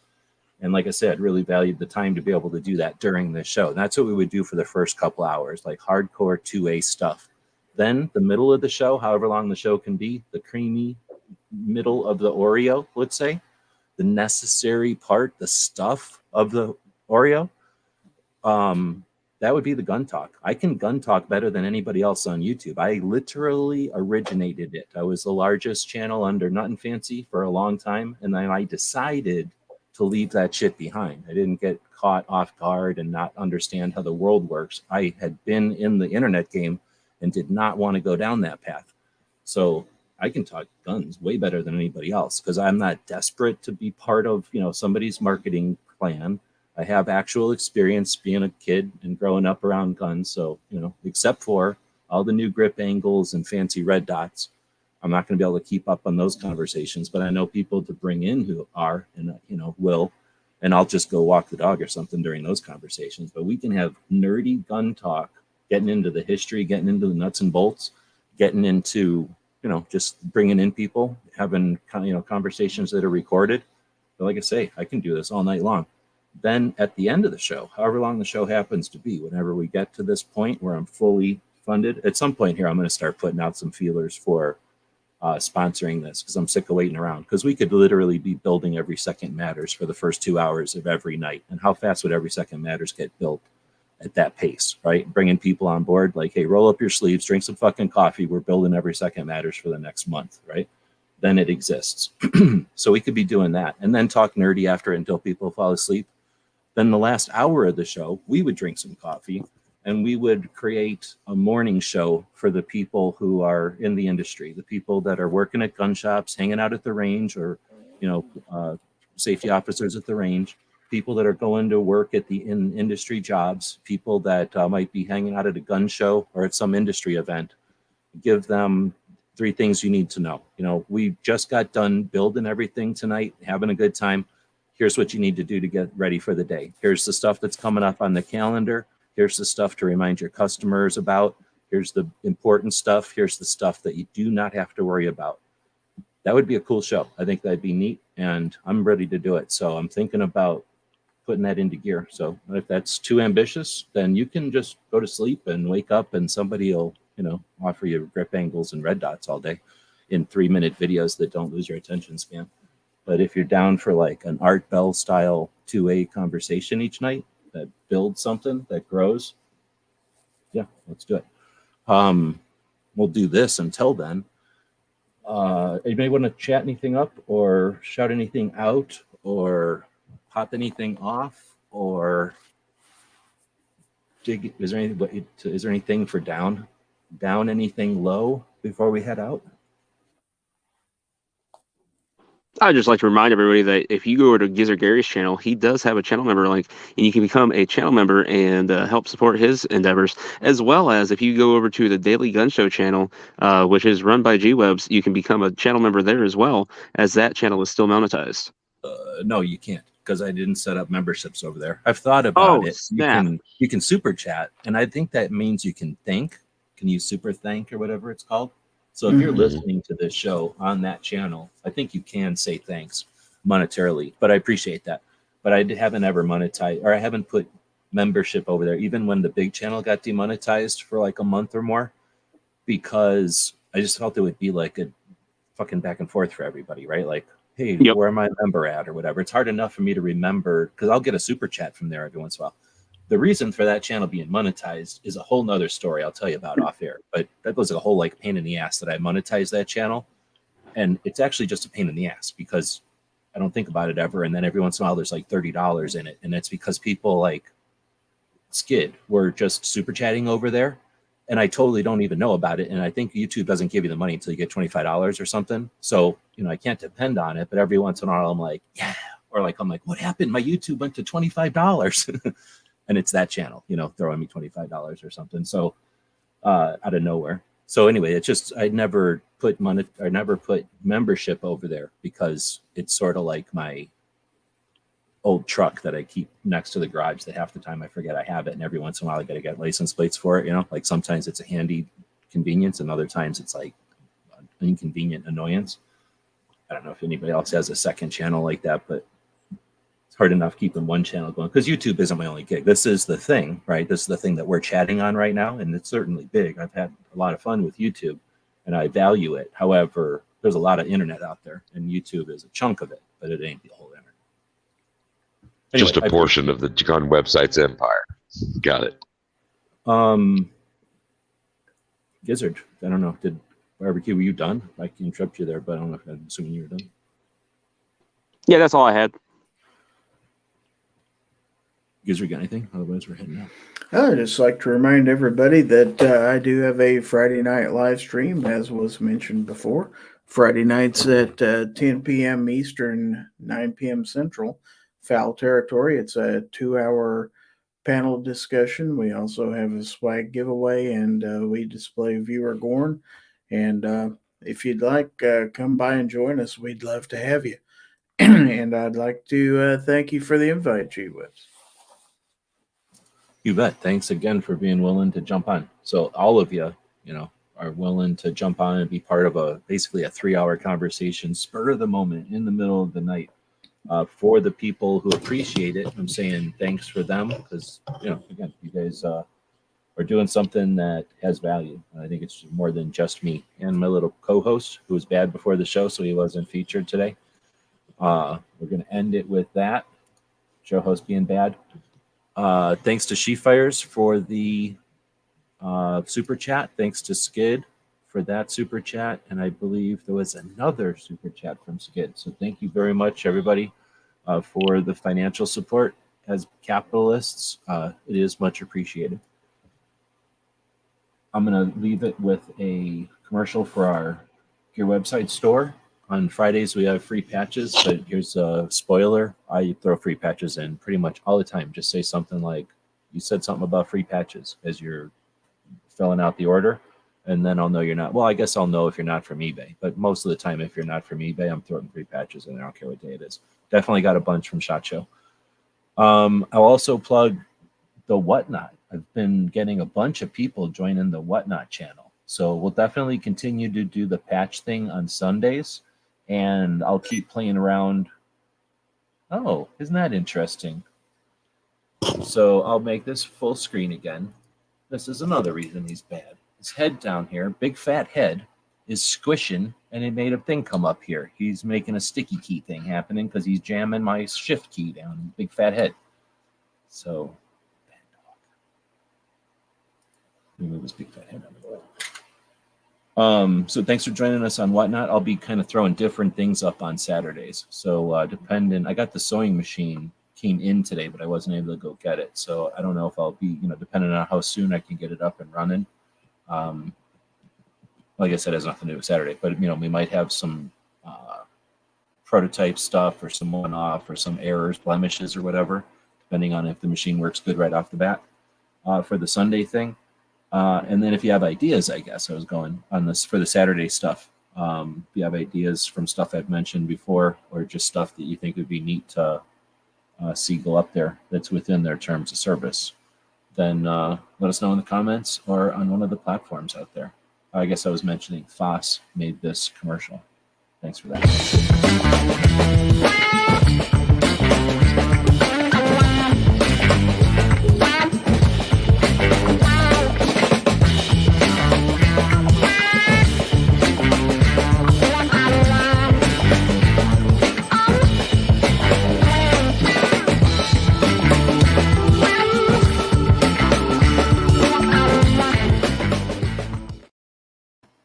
Oh, I guess I forgot to mention the donut eating contest. At first, Ghost was not even on the board. He ended up winning 44%, Barbecue 33%, DJ and Gizzard 11% each. Wah, wah. So I don't know if that makes Barbecue the winner because Ghost jumped out of here. Funny thing is, I would lose that. You don't like chocolate donuts? That's one reason. Plus, since I had to have that surgery, I can't eat hardly anything. Yeah, you literally. So they were all wrong. Oh, snap. That was kind of like a trick question for those in the know. All right, now we're ending it with the donut situation.